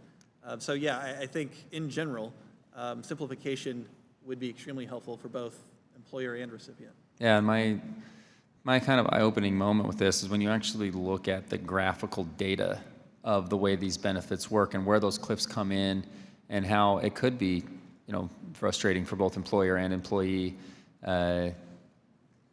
There's so much good in our society that wants to support folks with disabilities or special needs, and a big part of that is the workforce capabilities that there are, and there is so much more that they can do that they're sort of being limited in right now. And so appreciate all of your support on identifying these issues and trying to communicate it properly. And with that, Mr. Chairman, I yield back.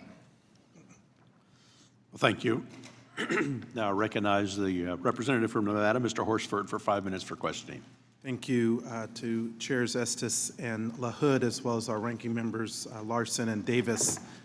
Yesterday, I sat down with representatives from Opportunity Village, a nonprofit that transforms lives for Nevadans with intellectual and developmental disabilities through training, employment, day services, arts, and residential support. I want to tell you a story about Vanessa, who proudly told me about her job at Nellis Air Force Base. For her, work is not just a paycheck, it is dignity, purpose, and belonging. And Vanessa's story is not an outlier.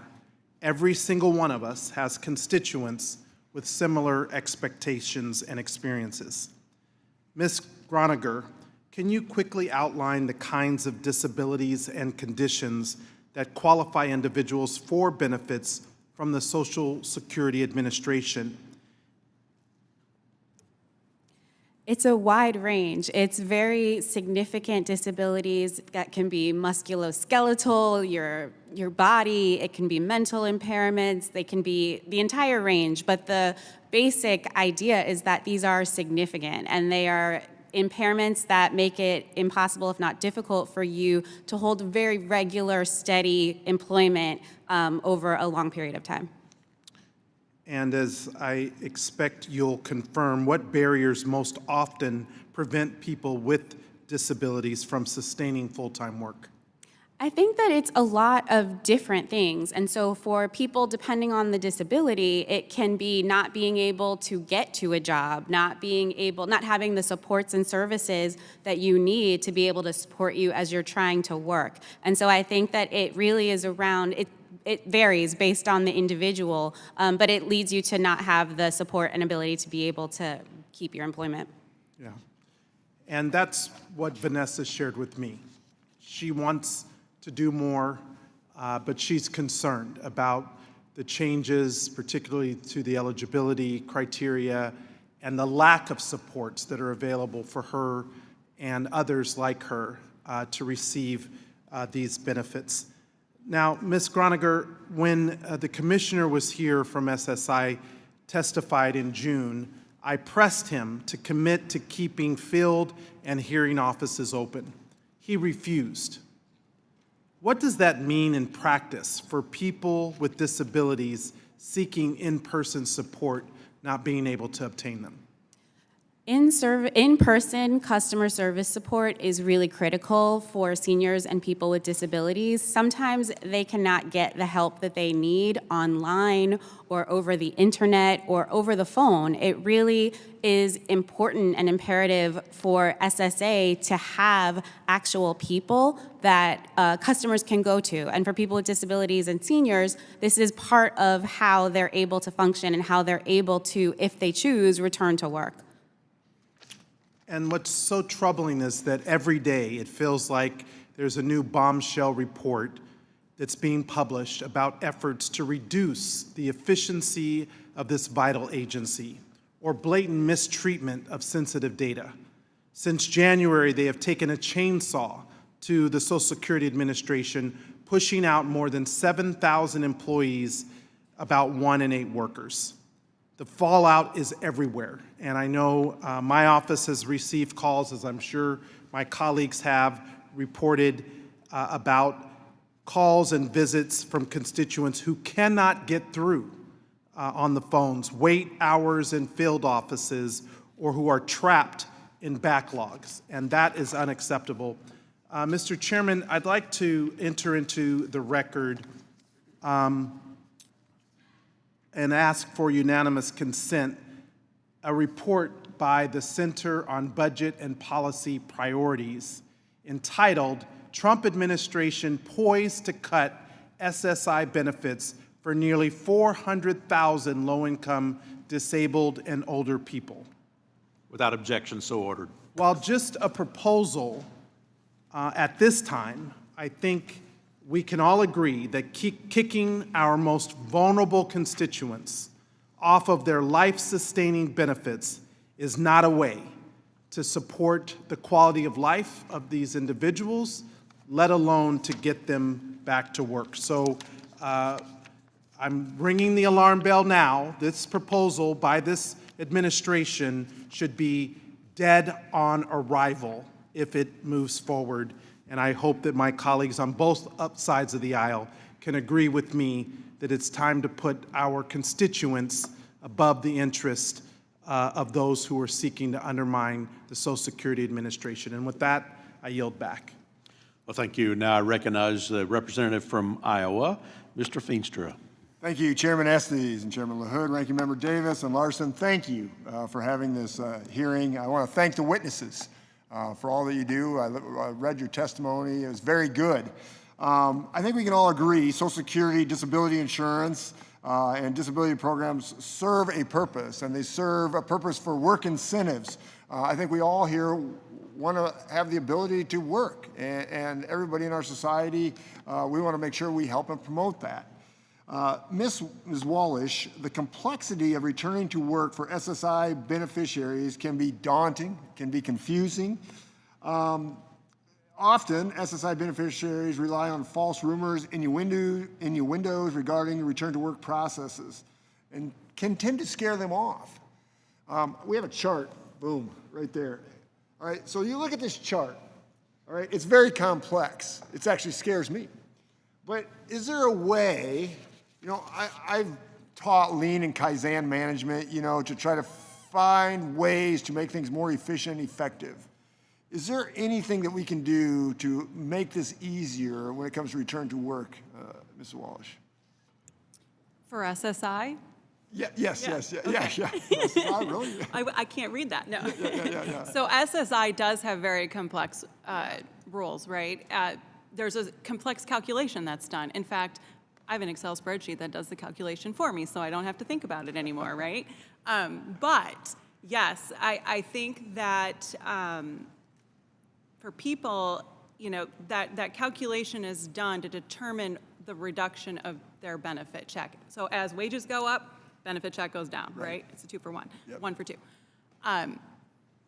Is there a way to make that easier? Well, let me ask you this. Let me make it simpler for you. I get that. I think if you and I work together, we could do, we can figure this out. But that being said, we got bureaucracy.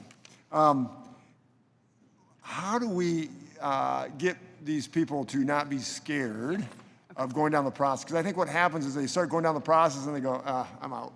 And that's what we don't want. We want them to work. Yes. So any thoughts on that? Yeah, so with SSI, the nice thing is it's not an all or none. Right. It is a gradual reduction. So as someone goes back to work and becomes more comfortable in their employment and realize the benefits that they are having from work, and I can save, and I can open an ABLE account, and I can do all these different things, that's going to help them, right? Sure. So, but when it does go to zero, so let's say it goes, okay, there is a wonderful protection called 1619B that helps keep the Medicaid. We already heard health insurance is like the most important thing. Many people don't care about the SSI check because it's so little anyway. It's less than poverty, right? They want the Medicaid. They want the Medicaid. Absolutely. They want the eligibility for the Medicaid. And they don't want to lose that, right? Right. Yes. That's the piece. So the Medicaid buy-in, so 1619B is there up to a threshold. Every state has a different threshold. Yep. Ideally, it'd be really nice if there was a way that it was like one number instead of every state having a different number, but again. Can we do that? I don't think so. I wish. Yeah. But Medicaid buy-in also, so if you get above that threshold, now you're still out of luck, right? You don't get Medicaid. Right. And that is critical. I have so many stories about people where they stop working. Yes, well, you can see it. Also, they don't have insurance and they're done. The individual Kushal, who I highlighted in my opening remarks, he stopped because of that, but we were able to create an individualized threshold. So there are all these nuances that people don't know about, and that's why getting connected to benefits counselors or the services can help with that. But Thank you. I got one more question. Mr. Tyrie, I'll ask you this. Relates to major issues in workforce development groups in my state and across the country, navigating the Rehabilitation Service Administration and the Department of Education. We have, again, burdensome, time-consuming paperwork that needs to be done, and it's preventing help for most people. And I can go into examples. I'm not going to do that. I don't have enough time. But is there things that we can do? Again, I go into this. What can we do to be more efficient and effective? Do you have any ideas here, any thoughts? And you said in regards to vocational rehabilitation? Right. I would say one of the number one things that people are lacking knowledge on is the fact that VR can actually provide tuition assistance, assistive technology, work clothes, as I detailed in my testimony. Yep. And I have talked to many families who are not knowledgeable of this fact. Right. No, and you're right, and that's exactly right. But the key note there is, how do we make it more effective that they can, the paperwork bureaucracy is incredible. And that's what we have to work on. It's burdensome. Anyway, I have to yield back. Thank you. I would say the easiest way that we can improve that is within the local school system and not requiring the person with the disability or their family to invite a VR representative to their 504 IEP meeting, to have them there as a requirement. My time's up. Thank you. Excellent, thank you. Now I'd like to recognize from the Work and Welfare Subcommittee, representative from Pennsylvania, Mr. Evans, for 5 minutes. Thank you, Chairman and Ranking Members. Congress capped the overpayment withholding rate for people receiving supplemental security income to only 10% of their monthly payment. Unfortunately, President Trump has quickly targeted vulnerable citizens and people with disabilities receiving Social Security payments, which are not capped under this existing law when they are overpaid. Thanks to President Trump, seniors who are already struggling with high costs suddenly miss up to 50% of their monthly payments.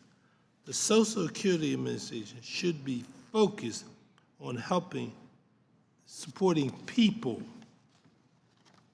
This is why I introduced a bill with my fellow Democrats, which would limit repayments to no more than 10% of the monthly benefits. Congress can and should be to protect all Americans from being punished by the Trump policies.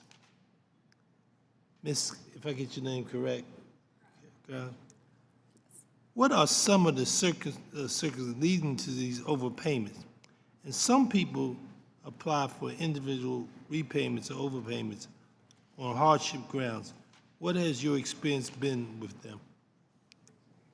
So as a support center, we work with advocates who are trying to help their clients deal with these complexities. To your point, you can apply for waivers, you can try to address overpayments, but it's not something that's easy, and it's really hard to help to get representation, to get help to do this. And so when you have overpayments, you're dealing with a lot of kind of stress and not knowing if you're going to be paid. And as you mentioned, with SSDI recipients, you can lose half of your monthly income. So having a bill passed that would cap that overpayment to 10% would make a huge difference to people in their lives and not having to worry about losing half their income because they can't understand how else to deal with overpayments. And can you tell us, what do you think that would mean in terms of the benefit of them? Tell us. The cap would make a huge difference. I am trying to imagine how I would be able to afford my housing, transportation, medicine, all of the things that are basically basics with half of my monthly income suddenly cut off. And I don't think that it is something that we should expect people with disabilities and seniors to be able to do. So you have any suggestions? I think that your bill is a very smart and wise way to help people deal with overpayments. You cap it so that you're not taking away half of someone's monthly income. I'd like to thank you, Mr. Chairman. Thank you. Thank you. And now I'd like to recognize Representative from Ohio, Mr. Miller, for 5 minutes. Thank you, Mr. Chairman. We are here to discuss how policymakers can support opportunities for individuals with disabilities to establish, renew, and strengthen their connection to the workforce. We should ensure that federal programs empower of all abilities and provide them with the tools that they need to reach their full potential. One of my top priorities since coming to Congress is to empower individuals, whatever their background, with the skills and access to workplace opportunities to build a fulfilling future. This includes leading the Training and Nutritional Stability Act, as well as other efforts to empower all in our nation with the tools needed to succeed. I'm encouraged by initiatives such as those in my home state of Ohio through Opportunities for Ohioans with Disabilities. This effort includes partnerships with Cleveland State University, which provides individualized support, skill development, and job placement services to help individuals with disabilities reach their vocational goals. Also, the Ohio Association of People Supporting Employment First enhances employment opportunities for individuals with disabilities, building practical work skills. Among the issues I would like to focus on today are the opportunities under Social Security, such as return to work incentives to encourage employment where possible, reduce the need for government benefits, and build independence, all while strengthening the fiscal soundness of the Social Security program. One of these initiatives include SSA's Ticket to Work program, which allows eligible disability insurance and Social Security income beneficiaries to voluntarily obtain employment services, vocational rehabilitation, or other services to achieve workplace goals. I look forward to hearing from our panelists how and other incentives empower those with disabilities to move toward financial independence and connect them with the services and the support they need to truly succeed within the workforce. And thank you all for being here again today.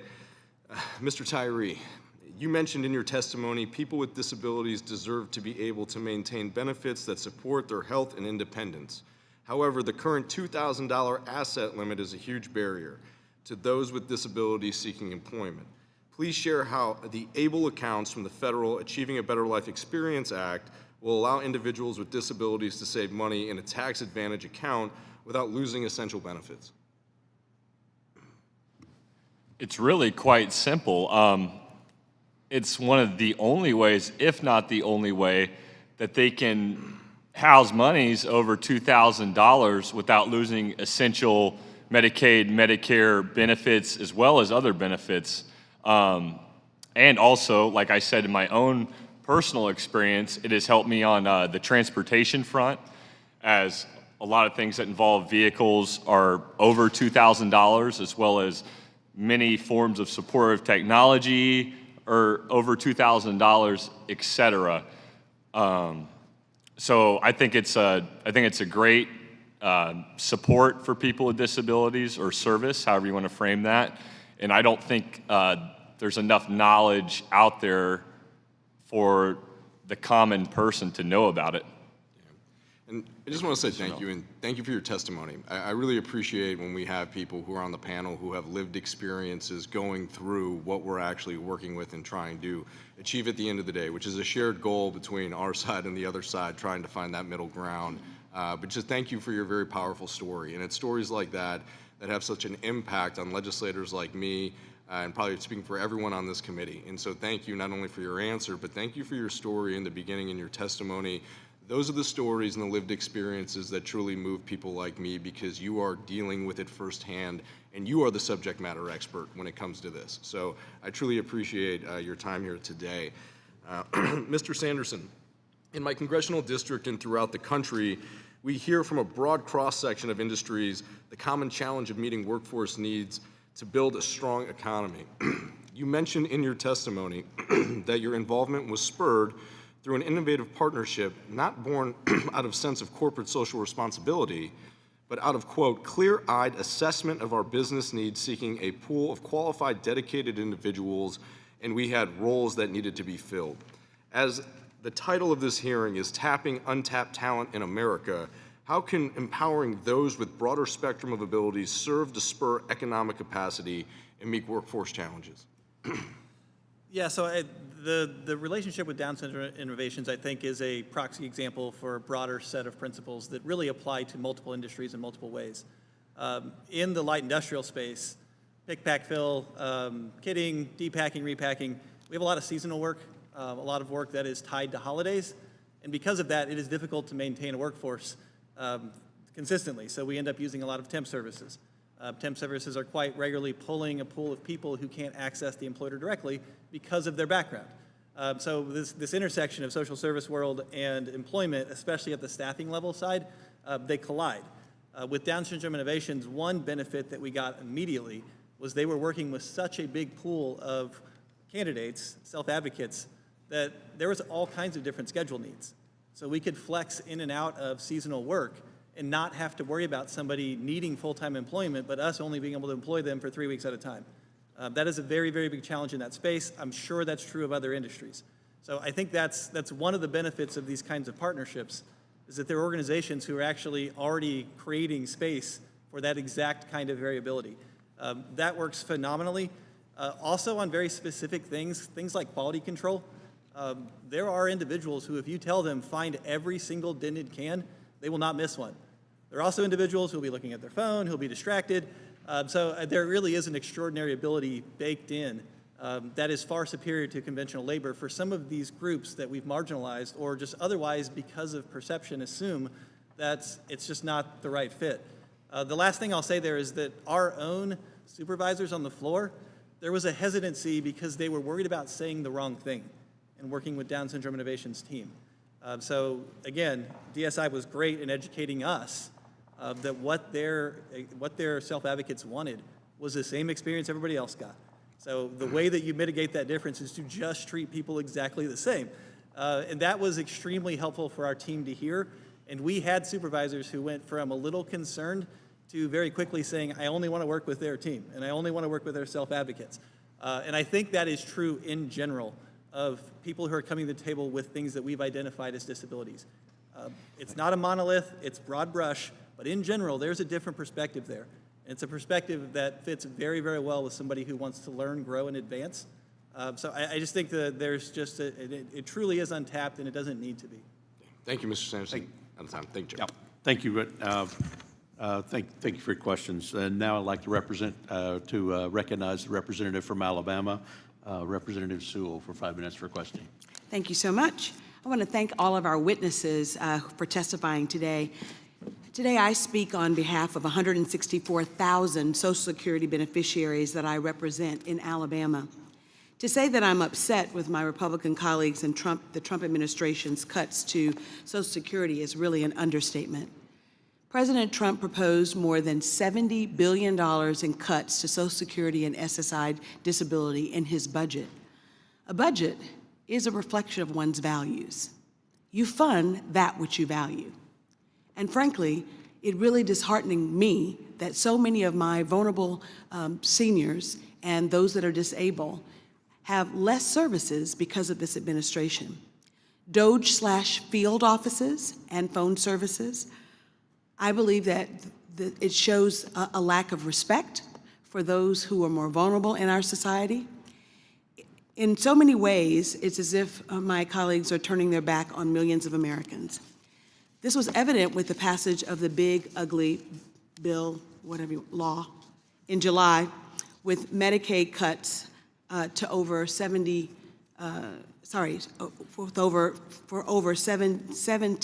million Americans, many of whom are dependent upon a monthly Social Security check.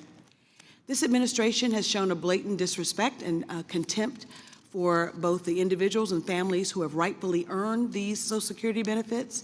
As ranking member of the Ways and Means Oversight Subcommittee, I have a duty to inquire and advocate on behalf of my constituents with the implementation of this unorthodox changes that are occurring at Social Security. It literally breaks my heart. I've had constituents who waited on the phone to speak to someone 2 hours, only to have someone say hello and hang up. We are witnessing in real time the marginalization of Social Security beneficiaries with disability claims.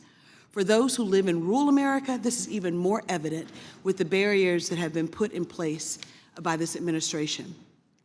Over the August recess, I had the opportunity to meet with representatives from many of the hospitals in my district, especially the rural communities. They all had one message in common. They reiterated the potential scale back of services and the distinct possibility of closure of hospitals because of the deep cuts in the big ugly bill. My staff in Alabama has been assisting one constituent in my district that resides in a rural community undergoing multiple medical examination by physicians since last October to complete their Social Security claim. Aside from the absurdity that it's taken more than a year for this individual to complete the necessary medical evaluations to close this case, this individual currently must travel over 30 miles in each direction to see a physician. This would be a strenuous task for anyone, let alone someone with a disability. Ms. Groniger, if health providers are forced to close their doors because of this big ugly bill, what impact will this have on constituents like mine who have a disability, who live in rural America, who lack transportation, and who have basic needs? They're going to get sicker. They're not going to be able to access the health care that they need. We work with advocates who try to help seniors and people with disabilities, and Medicaid is really vital. And so for 17 million people to lose access to health care means that they are not going to be able to have that level of care that they need, and they are not going to be well. And I don't think that in that situation we can expect that anyone would be able to work even if they wanted to. Isn't it true that people with disabilities who return to work sometimes are more susceptible to getting sicker and having to stop work? I think that that's a fear that they have because you don't know what's going to happen when you try to work. And you may have periods where you are able to work, and you may have periods where your health is suffering and you are impaired and you need to access your health care. You need to take time off. You need to know that your benefits are still there. And I think that goes to the issue of the risk and the reward and not wanting to lose the health care that you need so that you can continue to work if that's what you want to do. Absolutely. 17 million people over the next 10 years could lose their health insurance. And it's frightening that we are still debating whether or not to extend the Affordable Care Act subsidies that allow so many people to be able to afford their health care. With that, I will yield back the balance of my time. Thank you. Now I'd like to recognize the representative from Florida, Representative Bean. Thank you very much, Mr. Chairman. A very good afternoon to you. Good afternoon, Ways and Means, and good afternoon to our panelists. Thank you for coming forward. Guess what? You'll always get to say you testified before Congress. I've listened to your testimony and read your testimony, and I think I know what disabled Americans want. It's the same thing everybody wants. They want a chance to have meaningful work. They want a chance to provide for themselves and their families. They don't want to be a burden. They want to be in the ring. And I know our rules sometimes prevent them from going forward. And I understand. You've made it clear of some of the complexities that need to be addressed. But in order to do that, we have to have a very strong, robust Social Security program in order to have the muscle to back everybody up that's paid into it and those that depend on it. And how about this for some facts? This right here, this hearing, we've looked it up, to have a hearing, a joint hearing on removing barriers to work and supporting opportunities for individuals with disabilities. This is the first hearing of this sort in 10 years. That goes to you, Mr. Chairman. That says to you, Mr. Chairman, that you want to work with everybody in making Social Security as strong as it possibly can be. But my friends on the other side of the aisle have already attacked Republicans, and that's why we have to figure out how we're going to strengthen it. Because truth be told, in 9 years, Social Security won't have the money to pay all the promises. And so the article of which some of my colleagues have reported that we want to make cuts to disabilities, which is not true. President Biden, during the previous administration, actually exceeded his authority in greatly expanding eligibility to people that were never getting certain types of disability benefits and Social Security income at the time. So President Trump is looking at going back to a time where Social Security was a little bit stronger. So I want that for the record. But we also have to agree, this panel, we're the ones that are going to solve the problem. And so if we come into the safe harbor, we have to learn that we don't have to attack everybody. We don't have to attack each other with ideas, and perhaps we don't need to attack you guys or you don't need to attack us, but we have to be the leaders, the adults in the room to fix Social Security because Americans are depending on us. People with disabilities are depending on us. Everybody's depending on us. Gentlemen will not yield because I've waited 4 hours for my brief 2 minutes of time. And I'm sorry, I would love to have a discussion. It just doesn't generate that right now. But I do appreciate with the spirit of which you wish to debate, Representative. So here's my question. My question is, we need work. And in my home state of Florida right now, we're challenged to fill all of the work, the jobs that need to be filled. In fact, for every 100 jobs, we only have 88 people to fill them. Mr. Sanderson, you have already come out of the gate. Your organization has found the hidden gem of hiring people that are already receiving SSI and SSDI in order to address the worker participation crisis. Can you explain the benefits, how that works? Can you do it quickly? Because we're in lightning round. I'm in a hurry. Yeah. What say you, Mr. Sanderson? I'll do it as quick as I can. I think the basic idea of aligning what you need, and then what are we looking for when we're looking for employees? We're looking for people who are engaged, who are consistent, who are reliable, and who build a culture of positivity and growth mindset. Again, It's not charity. I mean, they're getting value. You're getting value. They're getting value. That's the way it should work. And you've discovered the hidden gold mine, right? Is that correct? Yes, I think so. Very good. Ms. Wallish, you have a great pathway and testimony of bringing people. You're the bridge. You're the bridge of getting people to the work land, the land of work. What is your secret to success? I think that one of the most important things is helping people understand and reduce their fear about work and about losing benefits. You've made it clear that we can enter a place where they can work, where we can make some changes, where they can still have the safety knowing that there is a place they can come to. But they have things to offer, and I think we should offer them. So, hey, with 18 seconds, I want to yield to the gentleman, Mr. Neal, if he wishes to respond. Mr. Larson. Yeah, of course it's Mr. Larson. Everybody knows it's Mr.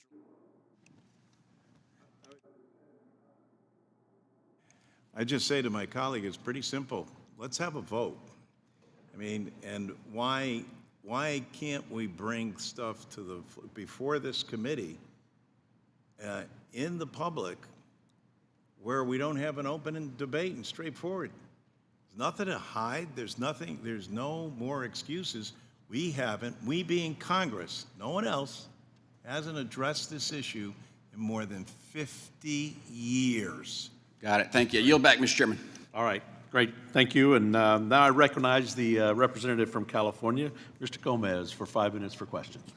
Thank you, Mr. Chairman. Republicans are in CYA mode, cover your mode, because the bill they just passed, the big so-called beautiful bill, is so unpopular that they're trying to rebrand it. It was a disaster for working people because they were literally gutting programs that help working people and giving that money to the ultra wealthy and the largest corporations, literally stealing from the working class to give to the wealthy, the largest transfer of wealth in our history, by cutting Medicaid, by cutting food benefits, by going after the programs that people rely on, and having people on their side of the aisle, within the administration, within the Senate, say what they truly think about Social Security, which is the largest anti-poverty program in the country. What do they say? Scott Bessent, Secretary of the Treasury, said the one big beautiful bill is a backdoor for privatizing Social Security. I didn't say that. I don't think any of my colleagues on our side of the aisle had ever said that. He's the Secretary of the Treasury. He said it. And you go down the list. Elon Musk, Social Security is the biggest Ponzi scheme of all time. The so-called Social Security Commissioner, Frank Biziano, said he had to Google what the position was about. He had to Google it. You can look it up. He had to Google what the Social Security Commissioner was about. And then Secretary Howard Lunkett, he said, let's say Social Security didn't send out their checks this month. My mother-in-law, who's 94, she wouldn't call and complain. Duh, you're worth $3.4 billion. So that's how they approach this issue. Like, go Mike Lee. I'm here to tell you now one thing that you probably haven't ever heard from a politician. It's my objective to phase out Social Security. Ron Johnson, it's a legal Ponzi scheme. Just go on and on and on. So what they're trying to do is have this hearing to say there's nothing to look at that, folks. There's nothing, we don't believe in that, when every single action they have taken says that they're not for it. Like, they should just be straight. Some of them are for it, but I would say that the main orthodoxy of the Republican Party is to privatize Social Security or get rid of it, plain and simple. Like, that's what they're not saying. That's why we're having this hearing. If they really wanted to negotiate a bill, let's negotiate a bill, because we do have to deal with this problem in the long term. And then the amount of people that are being kicked off of disability, of Medicaid is crazy. Republicans actually think that kicking people off of disability, they'll fill our worker shortage, just as Secretary of Agriculture. She said, oh, we'll have plenty of workers if we tighten up requirements and they're forced to go to work. Well, we know that 80% of people on disability are 50 years or older. I don't, like, what do they think picking watermelon is like, or picking strawberries, or going into the fields? It's a tough gig. Like, my dad was a bracero, which was an immigrant farm worker back in 58 to 60, that was hard work. And let's go talk about the immigrants in this country. Undocumented immigrants, how much did they pay towards Social Security? In 2023, $26 billion into a program that they are not going to see any benefits for. But now they're trying to round them up, ship them off. You know, originally it was supposed to be going after criminals. I don't know how many criminals actually work in a laundry room, work at a car wash, work at a day labor sites. I don't know MS-13 gang members who have day jobs. Like, this is insane. Like, so they're in CYA mode, and they're doing this hearing because they know that that big, so-called beautiful bill is really just one ugly mess, and it's hurting the American people. And that's not even getting me started on their tariffs. Like, the tariffs that they used to be against, now they're for, that is a tax on working men and women. Who does it hit hardest? People on disability, people on Social Security, people that are trying to struggle to get by. But you don't hear them talking about it because there's only one issue that they care about, and that's Donald J. Trump. With that, I yield back. Thank you. Now I'd like to recognize for 5 minutes for questions on our hearing topic about returning to work, Representative from Texas, Mr. Moran. Thank you, Mr. Chairman, and thank you for holding this very important hearing. We always want to have a system set up where people that want to work can return to work. That brings such dignity and value to their lives, and that's what they want, whether or not they're disabled or not. I'm thankful for this opportunity to talk specifically about the SSDI program and those with disabilities in America that want to return to work and want to be more productive in their everyday lives. I also want to start out with a shout out to our chairman of Financial Services Committee, French Hill, the gentleman from Arkansas, who has been a champion in this area as well. He currently has a bill that's the Social Security Disability Insurance Return to Work Act. It's a bill that addresses a number of issues that need to be addressed long-term, things like fixing the 1999 Ticket to Work program, which has low participation and graduation rates. It seeks to fix our trial work period problems, our reducing the fear of disabled individuals when they're looking at returning to work and the loom of the possibility of losing benefits. It finds ways to incorporate other actors, private organizations, state agencies, and employers who need to support our individuals with disabilities as they return to work and stay in work. So shout out to French Hill and to the Social Security Disability Insurance Return to Work Act, which is something I think and I'm hopeful that we will continue to pursue and look at and analyze and hopefully move down the path, the legislative path. Now, Mr. Sanderson, let me turn to you with a question. It's clear from your testimony that many employers want to hire individuals with disabilities. In your written statement, you say, quote, "We addressed critical staffing challenges while our employees gained purpose, fulfillment, and economic independence. The work that Nautical Manufacturing and Fulfillment is undertaking with hiring individuals with disabilities who have experienced high barriers to work is amazing." So thank you for that. You and your company, I think, set individuals up to find their purpose in life, to follow it and to fulfill it, to find a place of value within their community, and to make them more economically independent. That's what we want for everybody. So let's go back to your testimony. You said many employers want to hire individuals with disabilities, yet it's clear many beneficiaries don't feel that that's the case. How do you account for this disconnect?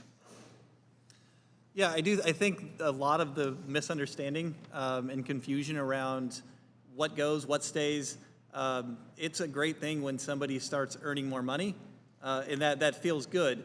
If there's something that was helping support us expense that goes away at the same time, the numerator went up, but the denominator went up too.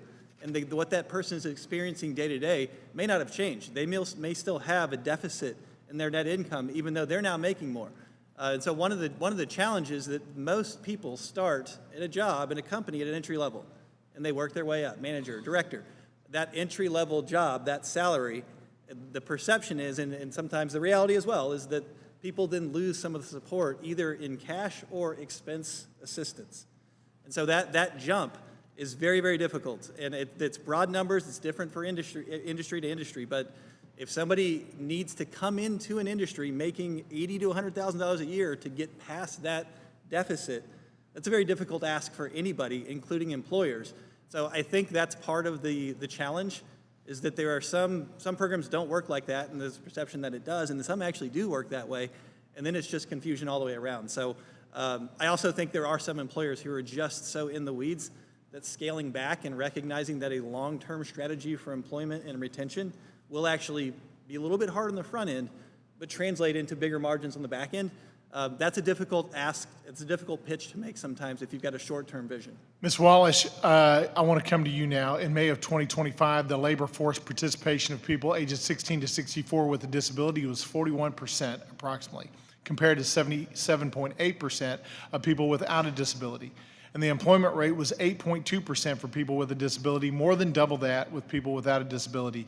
Can you give examples of how your organization collaborates with business and advocacy groups to ensure employment outcomes for people with disabilities are successful?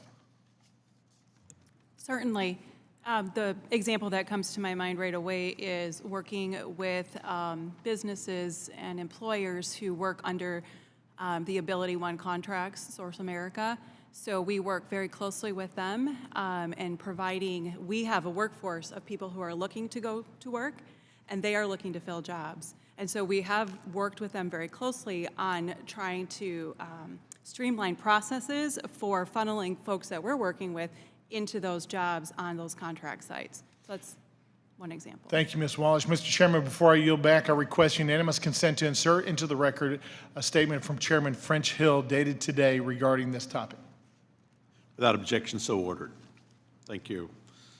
Now I'd like to recognize the representative from Virginia, Mr. Byer, for 5 minutes for questions. Mr. Chairman, thank you very much, and thank you all for coming here today. I'm really glad we're having a chance to talk about supporting opportunity for individuals with disabilities. 45 years ago, I was on the founding board of the Independence Center in Arlington, Virginia, where I learned, yet again, that the most important thing for anyone with a disability is the desire to be independent, to be as independent as possible. My next youngest sister was born with an intellectual disability, and she worked in the family business with me side by side for 27 years. She was the heart and soul, the charm of the business. But very few intellectual or people with disabilities have the benefit of a family that has a family business that can take them in. And earlier this year, I joined with my friend, Mr. Smucker, to introduce the Enable Act to better support individuals with disabilities. It strengthens the ABLE accounts. It allows them to save and invest without jeopardizing their eligibility for federal programs like SSI. It allows higher contribution limits, a saver's credit, and among other provisions to better support so they can live independently. And I hope to work with Chairman Estes and Ranking Member Larson to get this bill actually moving and pass. I'd also like to express concerns, as my friend Mr. Gomez did, about the current attacks that we're seeing. He had the poster up with Treasury Secretary Bessent talking about a backdoor to privatizing. You've heard some of the other pretty scary language about it being a Ponzi scheme. Ms. Groniger, the Republican Study Committee, which most of my Republican colleagues serve on, released a 2025 budget plan full of cuts to Social Security that would directly hurt their own constituents and Americans across the country, and this specifically is gutting disability protections.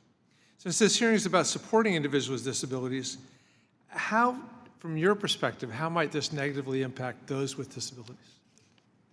Well, I think that you made a really important point when you talked about the fact that there are a lot of people who don't have the kind of family support that your sister did. There are people who are depending on Congress to help them get the supports that they need, find out how they can work if they so choose, use the resources that they have available. And when that's not happening, you see people who are falling into deeper poverty. For people, for example, who are trying to work and don't have ABLE accounts, the asset limit as it stands is very low. So I think in addition to ABLE accounts, for example, we can do other things such as raising the asset limit so that people don't even have to go through that really it's a difficult process if you don't have people supporting you. There are ways that we can actually provide services to people with disabilities and seniors. There's legislation that we can pass that would actually support people with disabilities and seniors, and I think that that's something that we should be doing.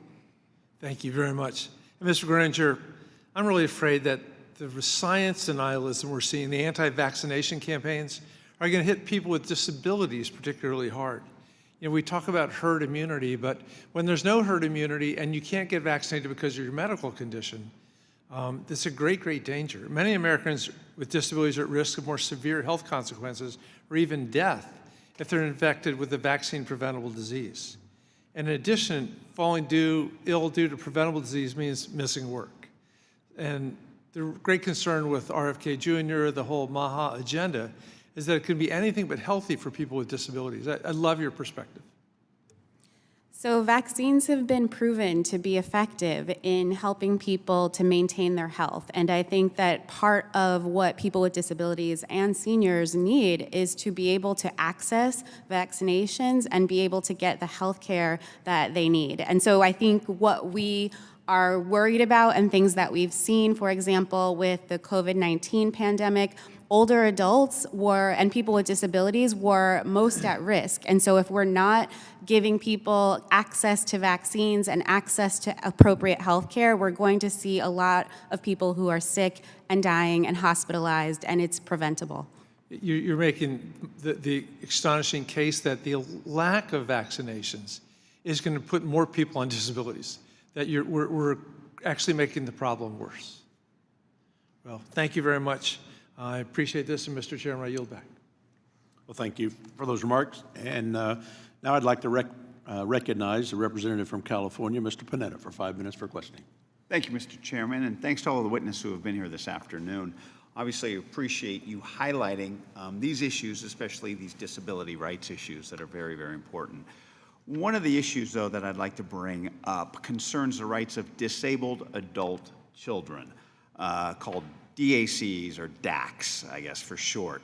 As you know, and I can tell by your heads that are shaking, yes, these are people who are now adults but were disabled before the age of 22 and therefore began receiving SSI and Medicare benefits based on a parent's work record. Now, nationwide, there are 1.1 million DAC beneficiaries. However, under the current law, and gets to my issue, if DACs get married to anyone other than another DAC, they lose their Social Security, Medicare, and Medicaid benefits. Now, as you know, for disabled people, these benefits are truly a life and death matter, and losing them simply isn't an option, unfortunately. This issue strikes close to home in my district. I had a resident bring this to my attention. Her name is Lori Long, and she faces this very same challenge. See, as a DAC, she receives health and Social Security benefits, but she got engaged. And then she found out that marrying the love of her life would mean losing these benefits for the rest of her life. So understandably, Lori approached my office. She brought the issue to my attention, and we authored the Marriage Equality for Disabled Adults Act. This is a bill that would ensure DAC benefits, that they're not revoked when DACs get married, so that people like Lori never have to choose between their livelihoods and love. So, Mr. Chairman, first I'd like to ask unanimous consent to submit the text of my legislation for the record. Without objection, so ordered. Thank you. And then just a question to Ms. Groniger. The DACs that I've spoken with want nothing more to live a normal life, and that means marrying the people they love, in my opinion. Do you know of any other law for a DAC to be married without losing their benefits? I don't. I think that this bill makes a lot of sense. I think that people should be able to get married if they so choose, and that we shouldn't be disincentivizing it by forcing them to choose between marriage and their benefits. Exactly. Now, my conversations with disabled constituents are pretty much similar to people who are proud to live full lives, especially when they can participate in the workforce and their communities. But can you speak to the people who were unable to fully participate in the workforce because of a childhood disability? So I think we've touched on this a little bit in that people are worried about working too much, and when you reach a certain limit, you lose your benefits. And so I think that the fear and the kind of uncertainty around that means that people are not necessarily able to take advantage of all the potential that they have and really try new things, try to work in ways that they haven't before, because if they do it and they end up going over this limit, they could lose so many benefits, and it could really affect their quality of life in really meaningful ways. Great. Thank you, Ms. Groniger, and thanks to all the witnesses for being here today and highlighting not just my issue, but many of the issues that we're facing and that DACs and others on disability face as well. So appreciate that. Mr. Chairman, I yield back. Well, thank you. And I'd like to thank all of the witnesses for appearing before us today.